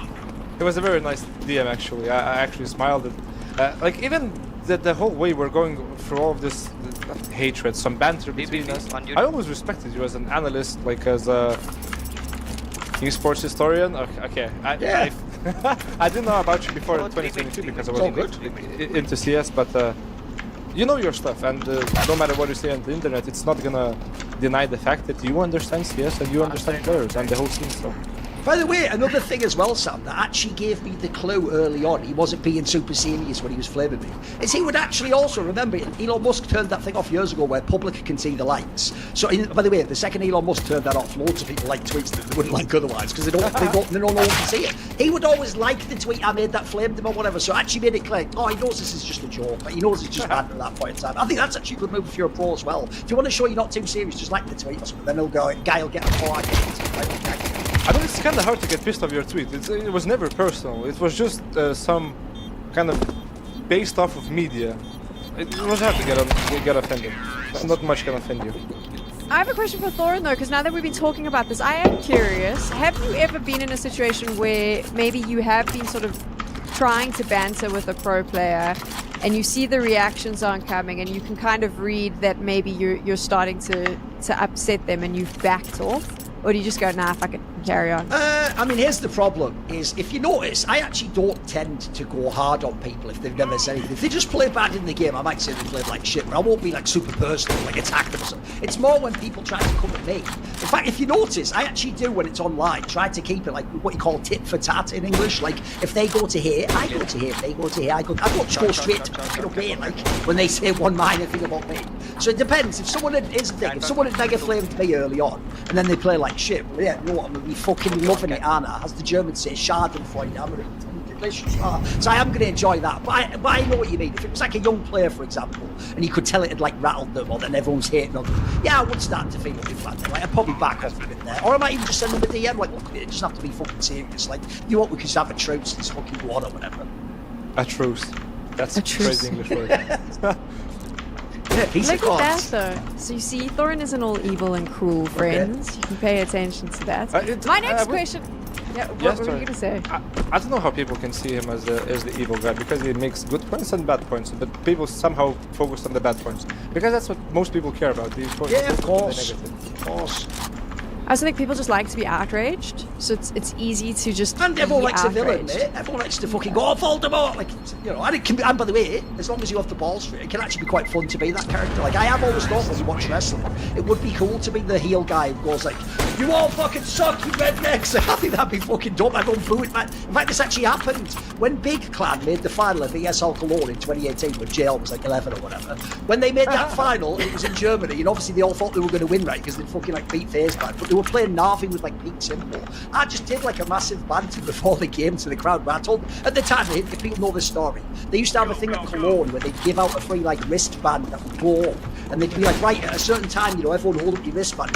So as a joke, because I knew that, I said in the pre-game like interview, like, guys, all you big fans in the crowd, if you check under your seats, they've already put a pack of tissues for when Na'Vi beats the shit out of Big Clan, and they're all just like, and that, I can't even lie, that was glorious, Sam. I was fucking just bathing and losing. Yes, I was like fucking Conor McGregor or something. I was loving it, mate. Oh my god. I was gonna say, I think like a lot of the time you do it for fun. I mean, sometimes you'll say something and I like it's a bit of an arsehole comment, but I think you know that. But I love the fact that you actually. I am a bit of an arsehole, believe it or not. You are a bit of an That's arsehole, accurate. As we come to the end of our episode, though, there is a very important question we have to ask, because JL, now that you have not retired, when are you going to be on an analyst desk? Because that tends to be the way it goes. Yeah, that's true. I didn't explore the options yet. I'm gonna co-stream Cologne, so I'm gonna be at my desk, being at this desk. But I would actually try to come at the lower tier, not a lower tier tournament, but not like below or major. That's a bit too much responsibility. I feel like the fans at home deserve a good show, and they don't necessarily get a good show with me. They just get a known person on the desk. So I would try to avoid the big tournament. Maybe try myself out in like a blast tournament, like. I don't know what's the schedule right now, but there should be like a lower tournament where I could be on the desk. So, yeah, but there's a lot of stuff going on, but I'd love to explore the idea. Because that's a new way of realizing myself as a human and kind of overcoming some challenges. Because, believe it or not, I have a fear of speaking in public. Yeah. Okay. Wow. I mean, the camera is not... He did very well. I understood most of the things he said. Some of them made sense. I mean, the camera is easy because that's only the three of us. But when we had the HLTV awards, and I had a speech prepared. Oh, you just won the award, yeah. Yeah, closer of the year. I have it right here, actually. So I had a good speech prepared. I kind of memorized it, I learned it, I know what I want to say. And I said like about 30%. It was a very nice, heartfelt speech. and then Were you choking a bit? Were you like skipping parts out or something? yeah, You I forget skipped it? the parts, I stuttered, Right. it was so bad. And then at the wedding, which is my show, like it's kind of everyone's here for me, and maybe that's what gave me the pressure. I couldn't even get it out. I had like I didn't have a speech prepared, but there were points that I would want to mention. But I said like half of it, and then just said thank you, and I gave the mic back to the host. Right. Which is I really want to overcome this fear of mine. I like that. So come on a desk. We'll do an analyst desk with Jail. Hell, we could get Jail and Thorin. There's a Well, star I'd have to get tied to an event coming first. up. Well, let's not You'd get have to too hyped. crazy. I mean, the imagination. The joke is he'll be on an as desk for me, so I don't know about that. Well, notice I said star ladder because I think that's Right. the only tournament operator that you haven't upset yet. So we can do star ladder, For now. Thorin and Jail. There we go. I'd like to be hired for That would that. be actually kind of cool. Just me Star and you on the series. desk. Let's do Just it. Jail and Thorin. There I'm we go. down. I've created a great idea. That's actually one from the books. It would be a Yeah, good I'm down. start. He's down. Hire him. Hire Thorin. I'd like to come along too because it was my idea. Could Thank call you that so much. combination Pinky and the Brain. Old school reference. Just a Very cartoon. I got it. I got it because I'm old. But there you go. Let us know in the comments if you got it, and we'll see you soon for another episode. Holy smokertons, Sage Bobby just went ahead and released her manifesto. Let's get to it. And Jet Daddy replied with a video? Oh my god! What is up, Valorant Alert Nation? I'm your host, Killer WestJet. Let's get right into the news. If you have yet to watch my earlier video on the Sage Bobby Jet Daddy drama, you should, because you gotta see the lore to understand more. Now that's a rhyme and I'm a rapper. Anyway, let's get to Sage Unabomber's manifesto. My relationship with Jet Daddy. I have tried to write this so many times now and have always ended up oversharing and over-explaining unnecessary details, so I'm gonna try to respond to what his tweet implied. And then you can't make it up immediately after she confirms everyone's suspicions and says they never dated and confirmed everything Jet Daddy said, which, I don't know what the rest of the document was for, but I digress. As for the timing of the face reveal and him claiming it was convenient, he knew it was happening at the time, and it was part of the reasons he felt that we should end things. I will add his text. Alright, little text leak, Danny. Counter-terrorists win.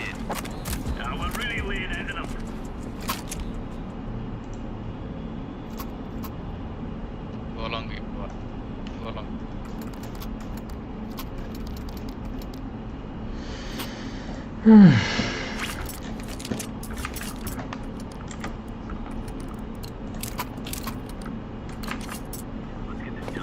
Micro purple, yeah, 5K.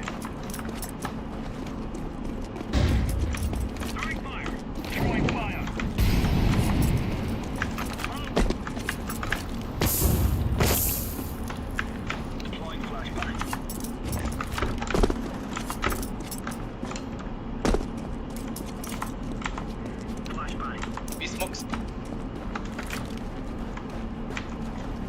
One. One next. The fuck are Mid two mid.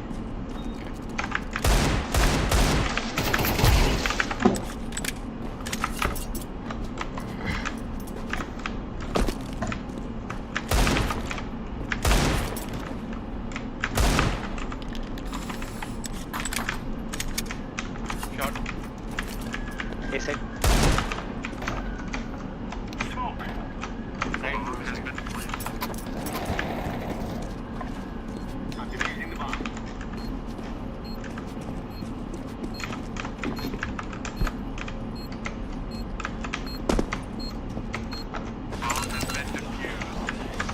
Counter-terrorists win. There's no stopping us.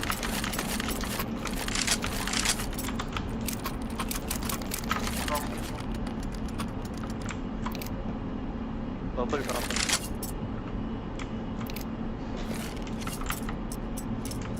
Purple. Archie.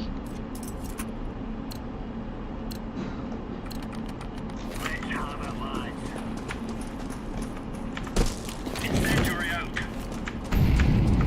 Throwing smoke. In the area. Throwing grenade. Grenade.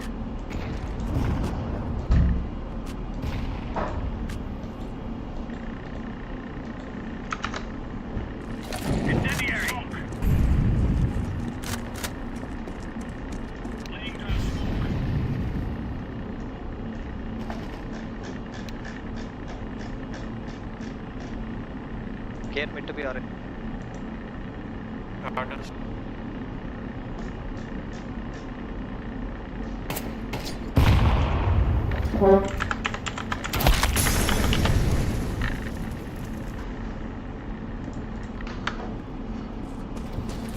Planting.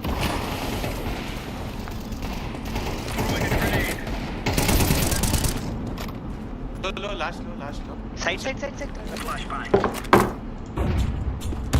Very low, bro.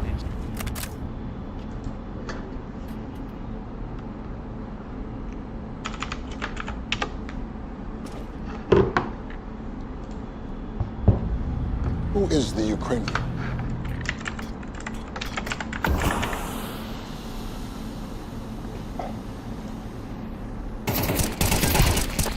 Terrorists win. You're right on. You're right on.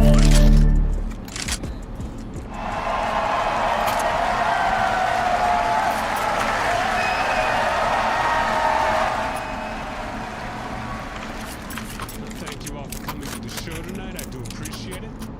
In case you guys don't know why Go I'm long, on tour orange. right now, as of a couple of Go long, months go long, ago, I've been doing stand-up comedy for 20 years. Perfect. Thank you. My agency, 20 years is an accomplishment for any comedy. You gotta celebrate. Why don't you pick some of your favorite cities to go perform for them? And I said no, thank you. Go mid orange. I'd rather go to Milwaukee.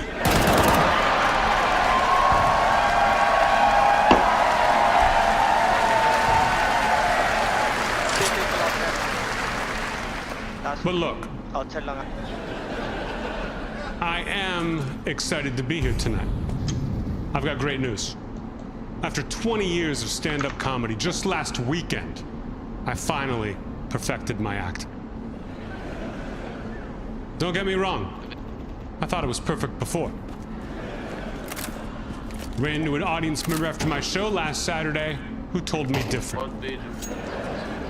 Last Saturday night, I'm doing a show in New York. After my set, I'm trying to get out to the car.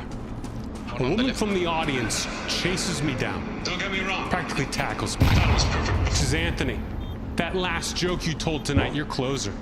I've got to tell you, that joke is problematic. You need to think about it, and you need to change it. So I changed it. And now it's my opener.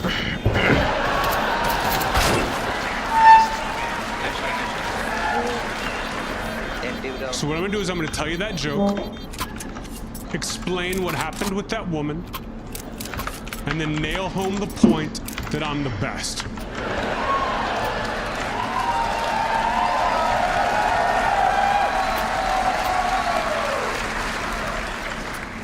Now, as a comedian, I've got a responsibility. A responsibility that I take very seriously. The responsibility to get up in front of a group of strangers and give you my opinion on the trans community. That's right.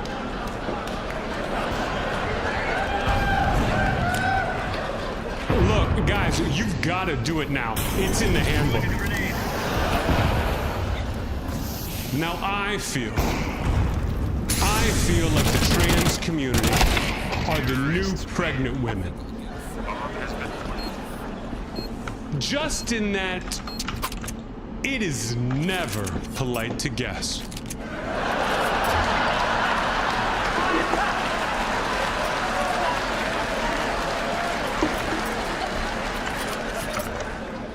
Guys, you've got to trust me on this.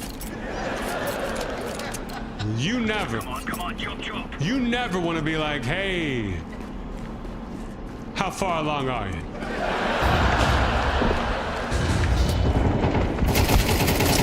Are you gonna keep it or? No, don't do that. Even if you're right, it's rude. Do what I do. I'm smooth with it. I don't ask for questions. If I want to find something out, I just offer you a drink. Here, have this glass of bourbon. And if they say, actually, Anthony, I'm 7 months pregnant, then I get to be like, oh my God, you look amazing.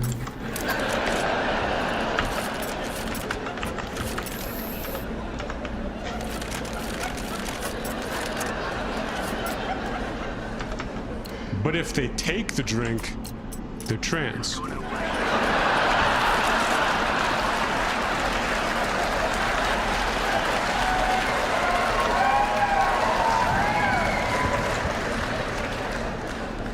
Now,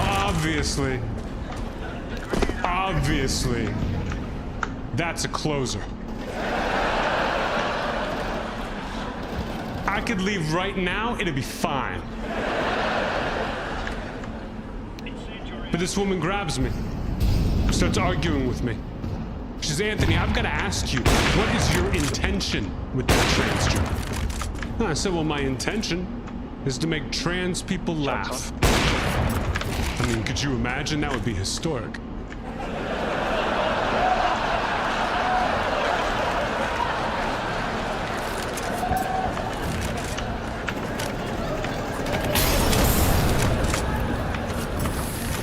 And she said, well, Anthony, you're probably not even aware of this. But the problem with your joke is some trans people are insecure about the fact that they can't have kids of their own. And your joke makes it sound like you're saying the opposite of a pregnant woman is a trans woman. And that could be hurtful. And I agree. That could be hurtful. But not coming from me. See, I love trans people. I empathize with the trans community. I'm not trans myself, but I too am always getting yelled at for walking into the wrong bathroom.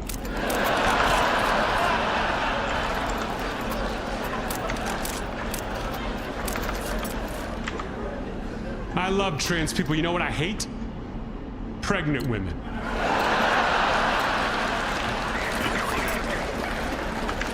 I mean, fuck those chubby bitches, am I right? They shouldn't be allowed to play sports.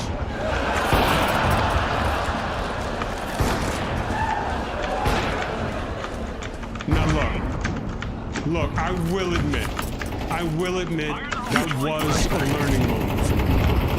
Before that woman grabbed me, I didn't know that trans people hated pregnant women as much as I have.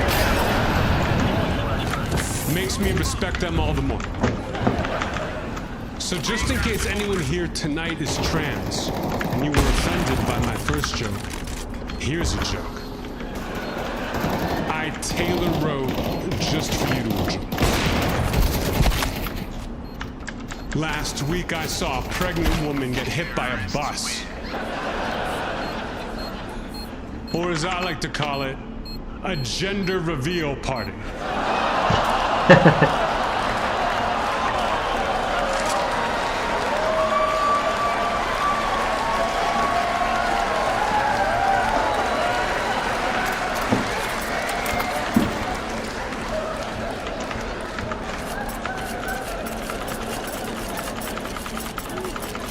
What are you guys laughing at? That's not for you. That's just for my trans friends.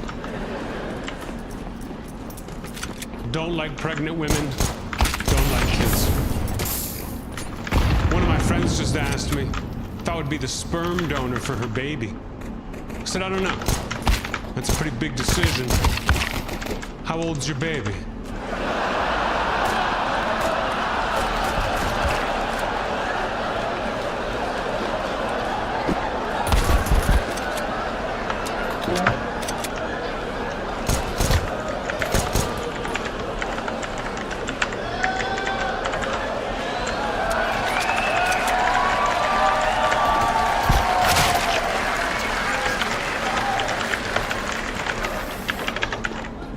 If you're walking in late, I hate kids. I hate them so much, it's my whole thing. And what surprises me is now that I'm getting older, I've got friends, family members having kids of their own, and I don't judge. Throw your life away. What surprises me is these people will text me pictures of their kids. Anthony, I want to see this. Send. I never want to see that. The only time a kid shows up on my phone and I'm happy about it, Amber Alert. Otherwise,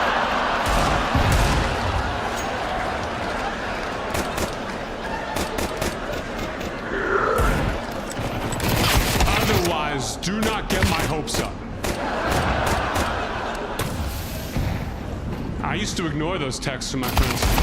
Pretend I didn't see them, never respond. Then my sister had a kid. Started getting mad at me.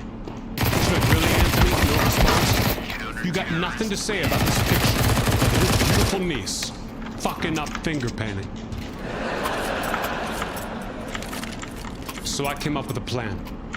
Now anytime anyone texts me a picture of their kids, I write back the exact same response. Thanks.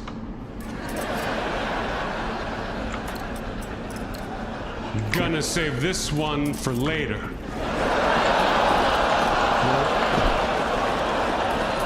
No, that works. You guys can use that, it works. I haven't heard from my sister in a year, it's the best.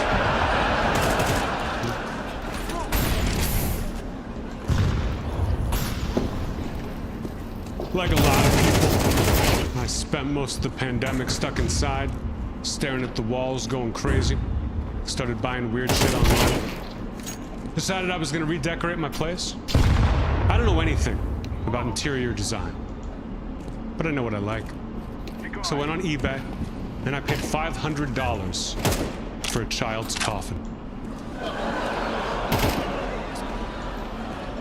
I thought this would be great, it's vintage. You put that in your living room, it's a conversation starter.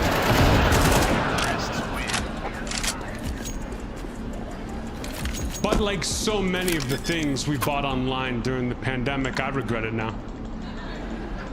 Thing finally showed up in the mail, empty.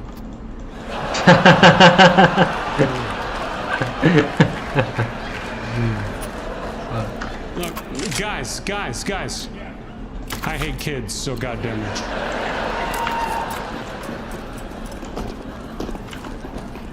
I can't talk to kids these days. The other day, my little nephew came up to me. He said, Uncle Anthony, I've been getting bullied by another kid in school. I said, don't put up with that. Break his nose. He'll leave you alone. He said, Uncle Anthony, that's toxic masculinity. Well, I wasn't gonna put up with that.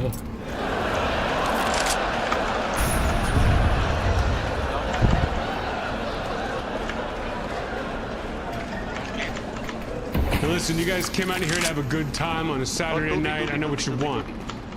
You want to talk politics? Let's go. Let me tell you what's wrong with this country. Let me tell you what the problem is with the United States of America. In this country, you've got to be 16 years old to drive a car, right? That makes sense. But you've got to be 18 years old to be considered an adult, to vote. I think that's fucked up. I think if you're old enough and mature enough to safely drive a car on the street, then I should be allowed to have sex with you.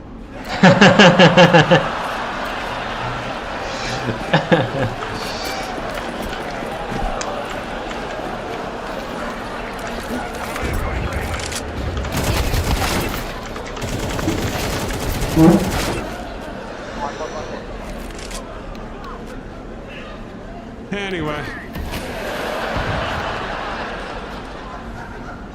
that's the only problem with this country.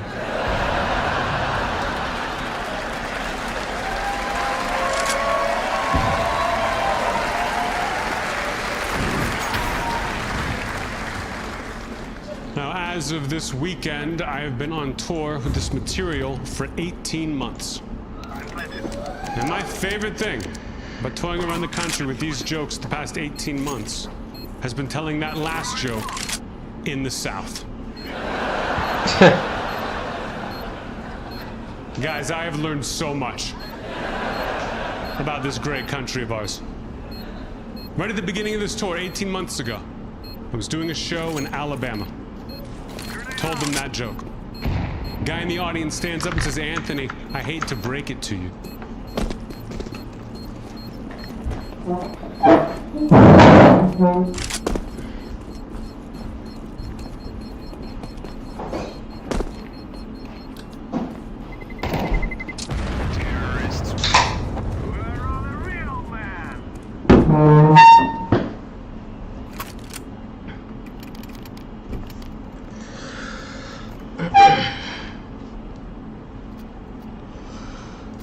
But the age of consent in Alabama is 16, so you gotta change that.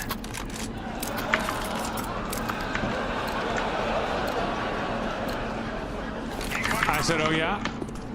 You gotta change that.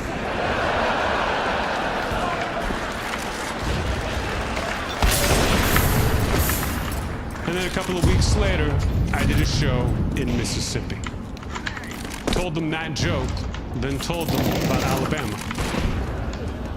Guy in the audience stands up and says, in Mississippi, the age of consent is 14. And I said, holy shit. That's perfect.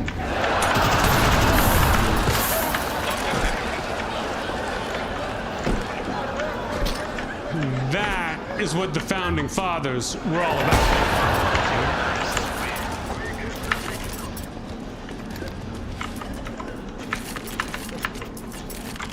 I have a friend who works for the FBI. He pretends to be a 12-year-old girl. Goes on the internet and chats with child molesters all day. I don't know what he does for the FBI, but...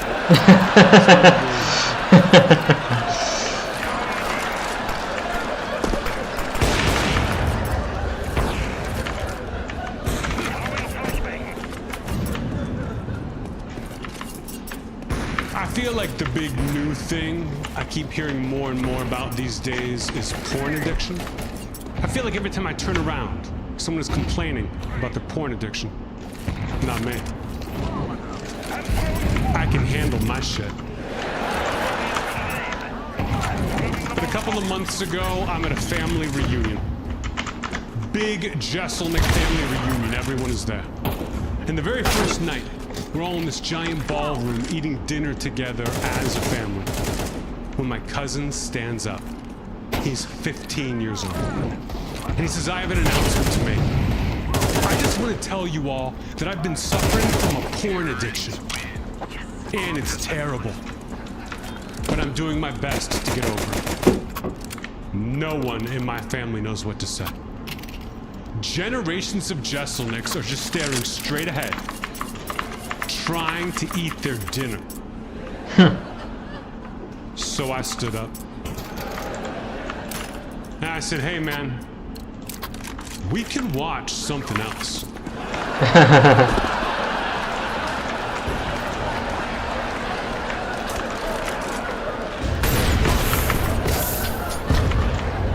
Look, I can put the game on if you want. But when's the next time we're all gonna be together?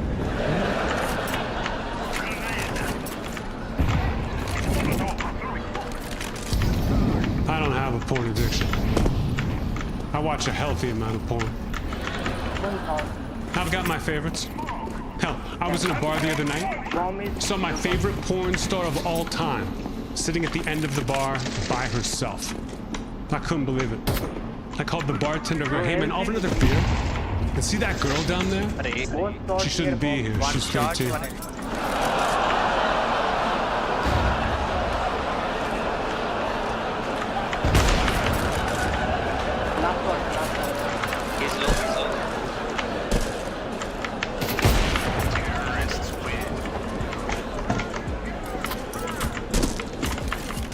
Now, this is where audiences traditionally start to complain. They'll say, Anthony, why do you have so many jokes about abusing children? And why do you do them all in the beginning? And this is where I kind of have to stop the show for a minute. And I explain to the audience the concept of gallows humor. Gallows humor is what I'm all about. Gallows humor is when you see something in the world that is so horrible that you have to laugh at it. Otherwise, it would destroy you. A couple of months ago, I'm reading the newspaper, and I come across an article about a priest in my hometown who just got arrested for molesting an altar boy at the exact same church where I was an altar boy growing up. That was horrifying to read. That could have been me if I'd become a priest.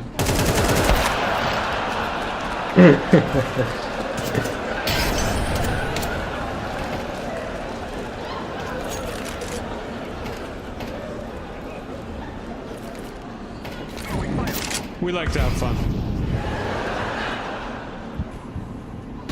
I am proud to say that I've never once in my entire life paid money to have sex with a prostitute. And I'll tell you this, they get so mad. Yep.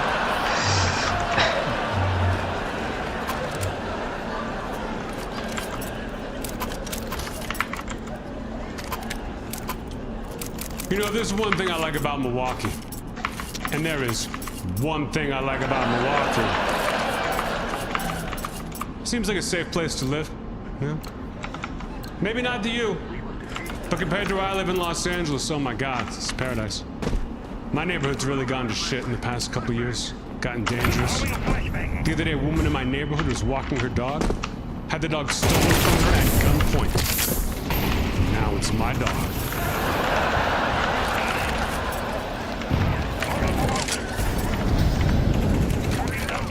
I actually do love it here in Milwaukee. I enjoy any time I get to come here and perform. One of the all-time great stand-up comedy towns, Milwaukee. Yeah. It cheers me up to be back in Milwaukee, I'll tell you that. I've needed cheering up lately, too. I've been a little down lately, I'll admit it. Lost a friend recently. Stupid. A friend of mine went to the hospital for an elective surgery. A simple breast reduction surgery. Did not survive the surgery. Died right there on the operating table. As far as I'm concerned.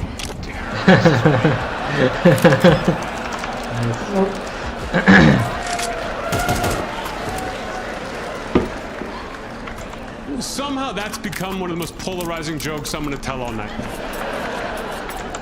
And if you didn't laugh at it, that's okay. But what the fuck do you know? I've been doing this for 20 years. And I'll be honest, I had no idea it had been 20 years before my agent told me. I never thought of 20 years as a goal I should be trying to achieve. I've never defined success by longevity. I've always defined success by how long has it been since I had to have a roommate. That's true.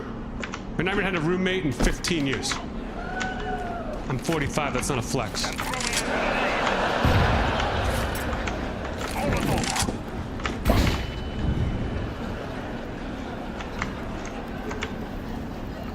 Last roommate I ever had, he had a video of every single person he'd ever had sex with in our apartment. Yeah, it's a betrayal of trust. But it was hilarious. He had no idea.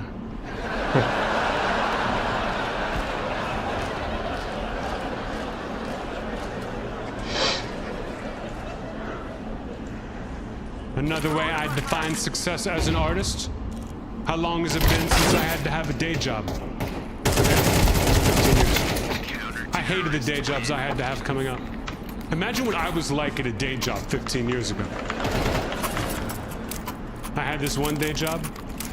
Someone kept stealing my lunch. Someone stole my lunch every single day, even though I clearly had my name written on it. And I was pretty sure I knew who did it. I just couldn't prove it. So one day before work, I crushed up an entire bottle of laxatives. Enough laxatives to cripple a man. And I put them in my food. And then I waited until this guy got up to go to the bathroom. And as soon as he did, I shit all over his desk.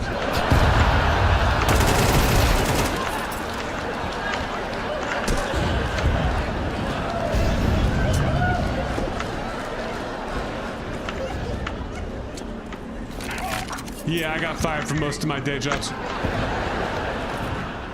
All of them, really. Side. All of them, except the last one. Last day job I ever had. I worked in a giant, soulless corporate office building. And I quit in the middle of the day. After I watched a 60-year-old woman accidentally step into an empty elevator shaft and plummet 30 stories to her death. I just walked right the fuck out. And that was my last day in elevator repair.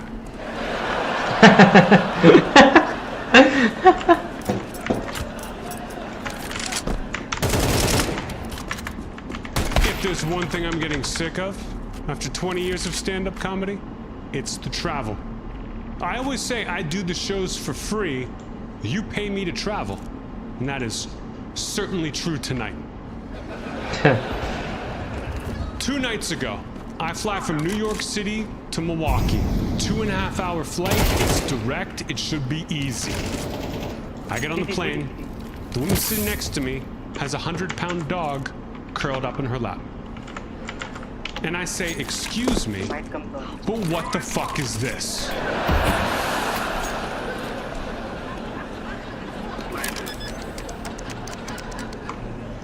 And this woman, I swear to God, she rolls her eyes at me. And she goes, this is my emotional support animal? I have a note from my doctor. I was like, note from your doctor? Do you really need an emotional support animal on this flight? And she goes, no. And I thought my head was gonna explode. I don't like when people take advantage of the system like that. It's a 2.5 hour flight, I talked to her about it. I'm happy to report, by the time we landed, she needed that fucking dog.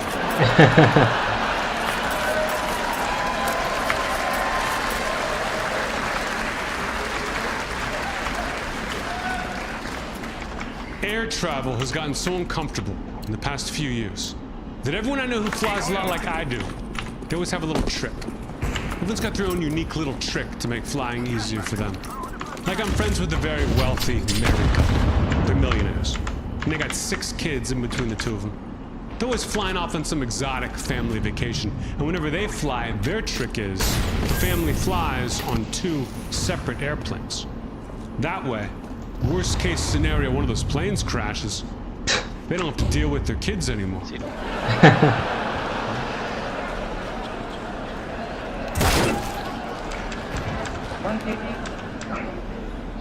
But look, if I'm being honest with you guys, if I'm being honest, I don't actually have any married friends. I used to have a lot of married friends. But all my married friends have gotten divorced in the past 2 years. All of them. And I've noticed something. All my friends' divorces, they all had 2 things in common. Infidelity and me.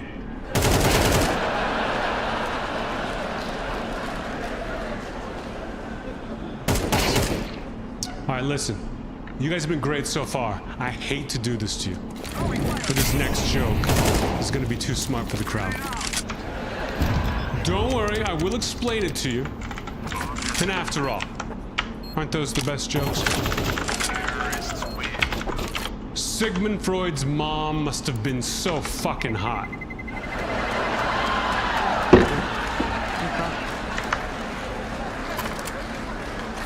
A lot of you are faking it for the cameras, let me explain. Dr. Sigmund Freud, most famous psychoanalyst of all time. His main theory, his main claim to fame, was the theory that every young man wanted to murder his own father and have sex with his own mother.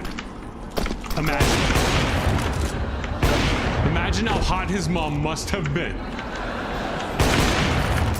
For his colleagues to go publish that.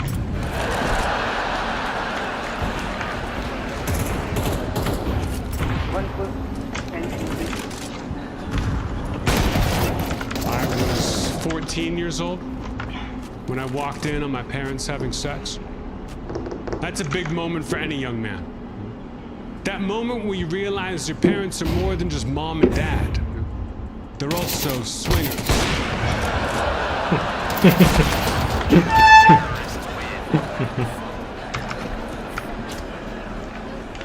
Yeah, that was a core memory for sure. Never forget that. I'll never forget the night of my senior prom. Night of my senior prom, I'm 18 years old. I'm at home putting on my tuxedo. And my dad walked in the room.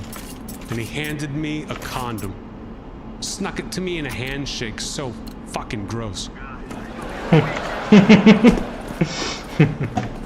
Then he looks me right in the eyes and he says, Anthony, do you have any questions? And I said, yeah, Dad. Do you have one that's still in the wrapper?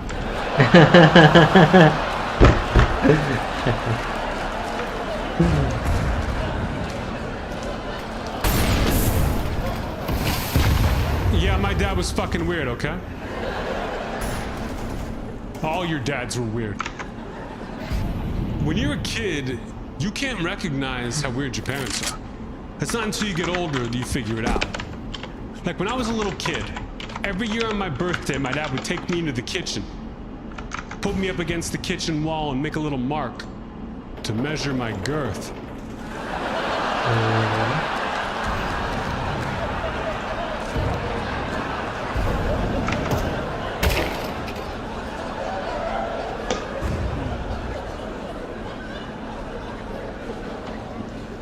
And maybe that messed me up a little bit. I don't know. I feel like I'm a pretty normal guy. Although I do get angry when people try to talk to me about sex. I was having lunch with a friend the other day. He says, Anthony, I've been having trouble with premature ejaculation. I said, oh yeah? Why don't you try talking about baseball? He said, Anthony, don't you mean thinking about baseball? And I said, I don't give a fuck what you think about. Just don't talk to me about your premature ejaculation.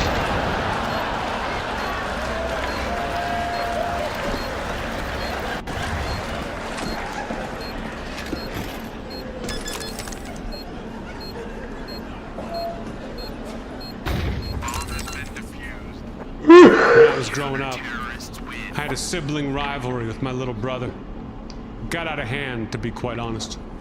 One day my little brother went into the backyard, took my dog's collar off, and let it run away from home. So I poisoned his fish. I think I won that one.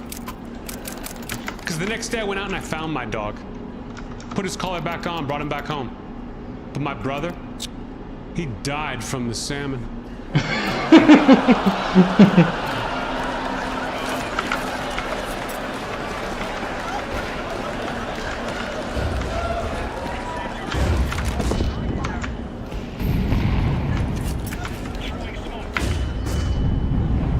Yeah, it's a banger.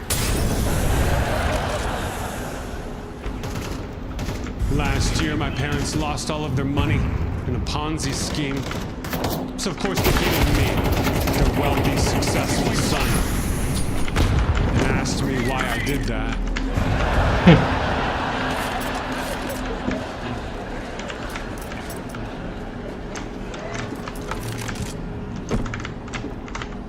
My family didn't have a lot of money when I was growing up. My dad was a volunteer firefighter. If you know what a volunteer firefighter is, it is exactly like a regular firefighter. Except your son does not respect you.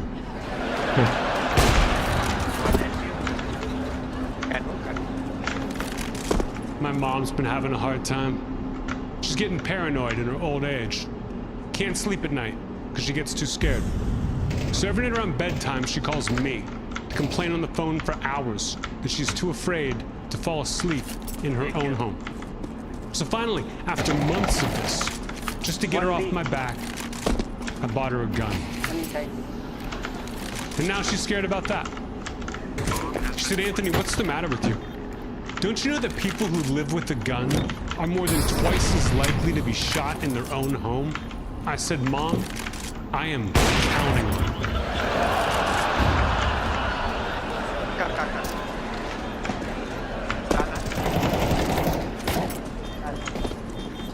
And look, maybe I'm being too harsh. I have trouble sleeping sometimes too. Like the other night. The other night I'm lying in bed and I cannot fall asleep. I'm just staring out my bedroom window for hours. I swear. I saw my next door neighbor murder his wife in their kitchen, then dispose of the body in garbage bags. Now I'm worried I'm next. Like, I don't think he saw me, but he sure as shit heard me clapping.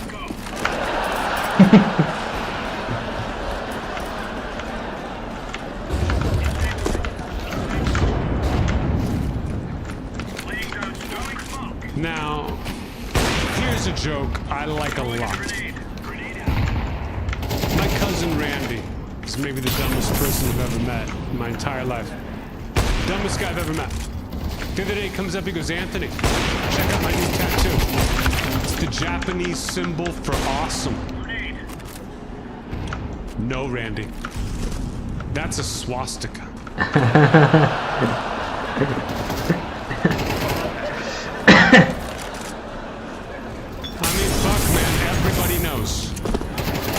Everybody knows. That's the German symbol for awesome.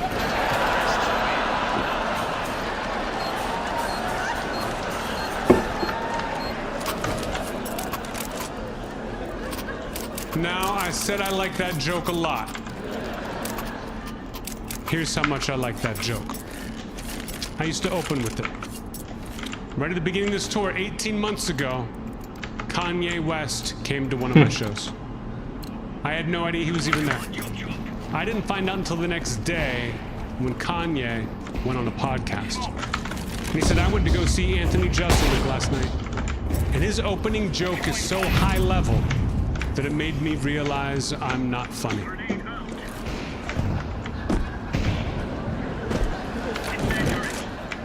Guys, that blew my mind. That's the best compliment I've ever gotten in my life. I humbled Kanye West.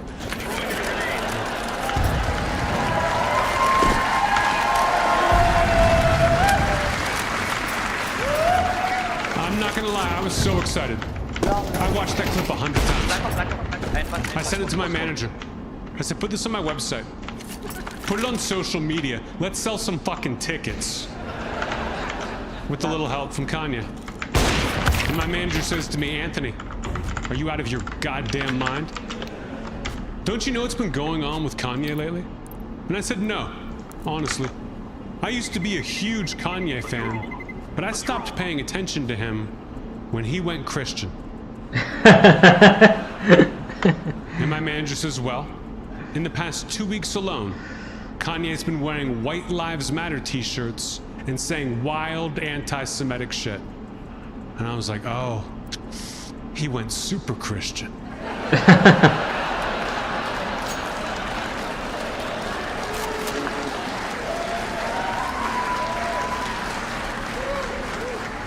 That crazy son of a bitch finally finished the whole book. My manager said, look, Anthony, you can use this clip of Kanye to promote yourself if you want to. But if you do, you gotta drop that swastika joke. You gotta stop doing it for sure. Otherwise, you're gonna start to attract the wrong kinds of fans. And your current fans will take the wrong lesson from what you're doing up there. And that's how much I like that joke.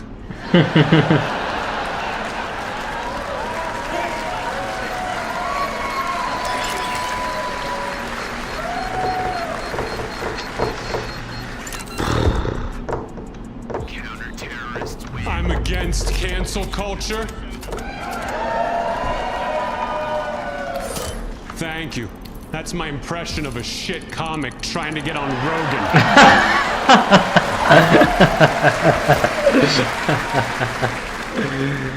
In 20 years of stand-up comedy, I've been asked the same questions over and over and over again. The question I get asked the most by far is, Anthony, what do you think about cancel culture? Does it make you mad? Aren't you scared? What do you think about cancel culture? So, let me be clear. I don't give a fuck about cancel culture. What I am sick of are comedians complaining about cancel culture. Yep. It's not that hard.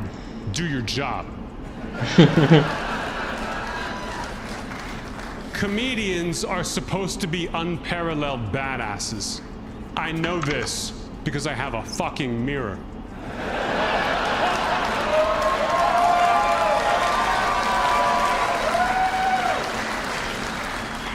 Cancel culture is not scary. It's also not interesting. And it's definitely not new. Back when I was in college, I had this crazy professor. Made all of his students fill out their own suicide note. Then he would read them out loud to the rest of the class. As soon as the parents found out, he got fired immediately. And I was the only one who stood up for him. Because, hey, he made math fun.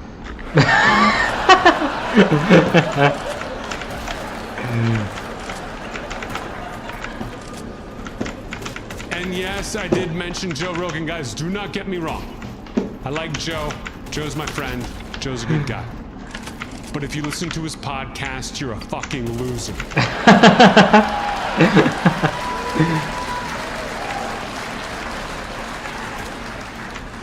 My brother-in-law is Joe Rogan's biggest fan. Never misses an episode, doesn't think 4 hours is long enough. My brother-in-law is Joe Rogan's target demographic. My brother-in-law is a conspiracy theorist. A crazy conspiracy theorist.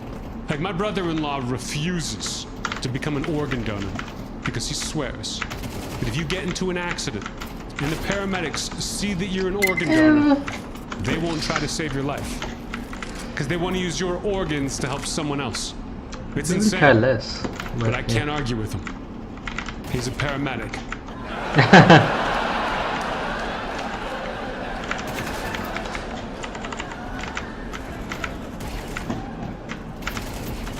Another question I've been asked a million times in the last 20 years. Anthony, what's your favorite joke you've ever written? It's easy. First one. 20 years ago when I started doing this, I started from nothing. I was nothing. I was just going around to open mics in Los Angeles, performing for bitter, open mic comedians who never reacted to anything. I was just trying to find my voice. Could I be good at this? Could I make it a living? And it took a while. Until one night, I went to a coffee shop, tried this joke out for the first time, changed my whole life. I said, guys, my girlfriend loves to eat chocolate. She's always eating chocolate, and she likes to joke she's got a chocolate addiction. But keep away from those chocolate bars, I'm addicted to them. And it's really annoying. So one day I put her in the car, and I drove her downtown, and I pointed out a crack addict. And I said, you see that, honey? Why can't you be that skinny?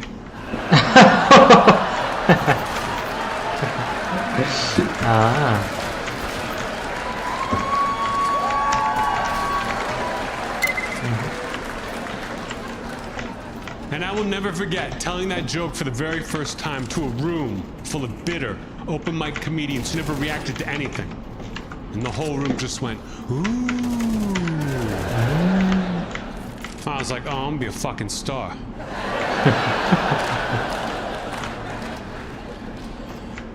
And then, of course, a couple years later, I got my big break. And I got to do some roasting. Got to roast Donald Trump, Charlie Sheen, Roseanne Barr, all the greats.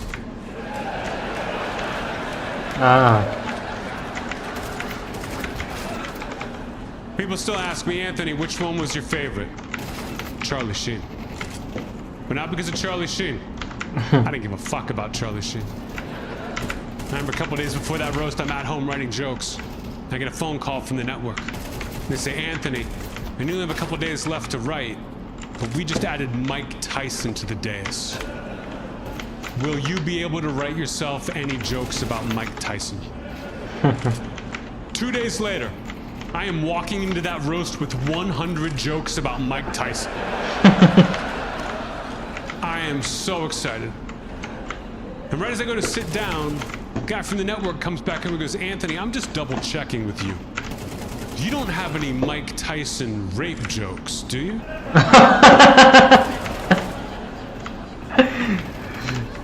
And I said, why?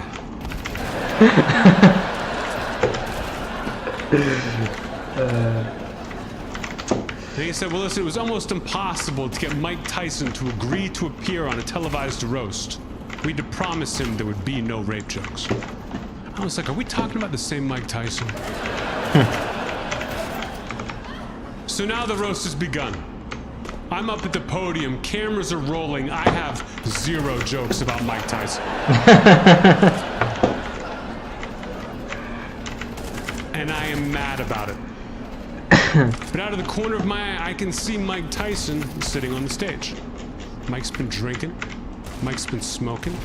Mike's laughing at everything. Mike's responding to jokes that aren't even about him. Mike Tyson is having the time of his life. So I think, you know what?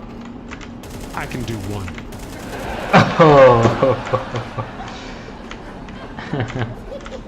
So I said, I think Mike Tyson's biggest problem is Mike never had a strong male role model growing up. Mike's dad walked out on the family very early on, after Mike raped him.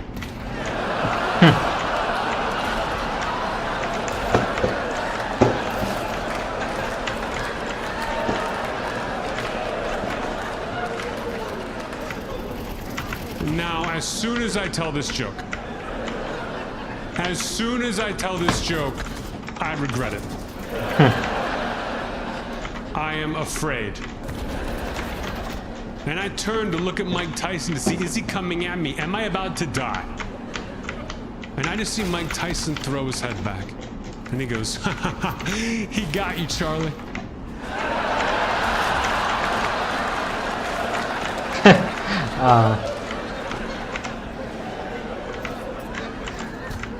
Guys, in 20 years of stand-up comedy, I have gotten to meet so many famous people. Haven't given a fuck about any of them. Except for one. And that was Norm Macdonald.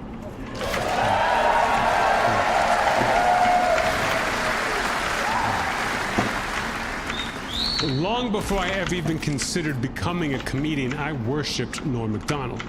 He was my hero when I was a kid. He's still my hero today. Never got to meet him for the longest time. And then a couple of years ago, I get a phone call from my agent. And he says, Anthony, how would you like to be the new host of Last Comic Standing? And I said, why the fuck would I want to do that? That show sucks.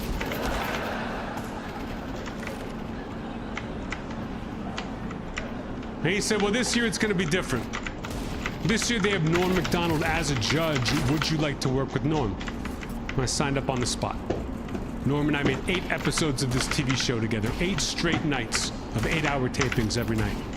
And for the first 4 episodes, Norm Macdonald and I do not get along at all. We get into fights every night on the air. We get into fights every night backstage. We flat out do not like each other. And it's killing me. He's my hero, and the only reason I took this job. So for those first 4 episodes, I am working at it, and I'm working at it hard. Norm's working at it too, just not nearly as hard. But after 4 episodes, for whatever reason, something clicks. Finally, Norm and I are laughing together, we're getting along, it's all I've ever wanted. After the show was finally finished, Norm and I had to go and promote it. And the last time I ever saw Norm Macdonald, we are backstage at Larry King. I'm getting interviewed first and then Norm. Right before I go out there, Norm says to me, hey Anthony, I know we haven't always gotten along or seen eye to eye, but if you're up for it and you trust me, I thought of something really funny that you and I could do together. I said, oh my God, Norm, of course I trust you. You're my hero. Tell me what you want to do. He says, I think it'd be really funny if instead of promoting the show by talking about these other comedians, why don't you and I just promote the show by publicly insulting each other? He says, don't even try to be funny, Anthony. Just be mean. And I said, you know what, Norm? I can do that. I sit down with Larry King. Larry King says, Anthony, what do you think about Norm Macdonald? And I said, Larry, Norm Macdonald is a piece of shit. And I can hear Norm laughing backstage.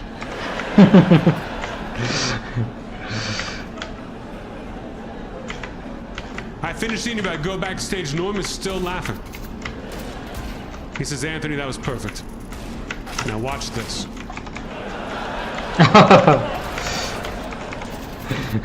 Norm sits down with Larry King. Larry King says, Norm, what do you think about Anthony Jeselnik? Norm says, Larry, he's one of the greats.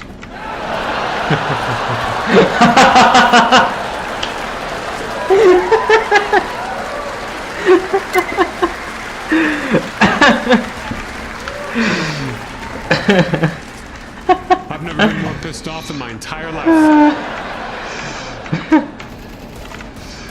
Can't believe I fell for that.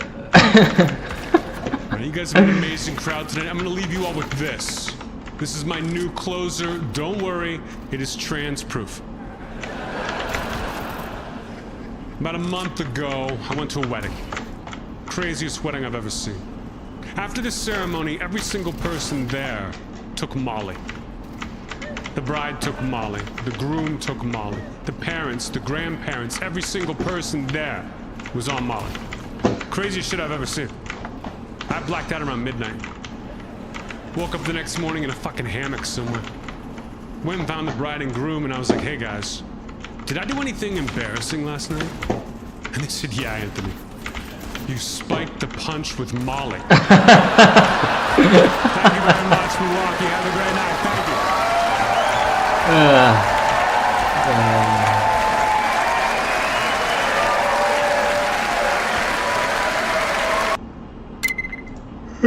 you. Shit.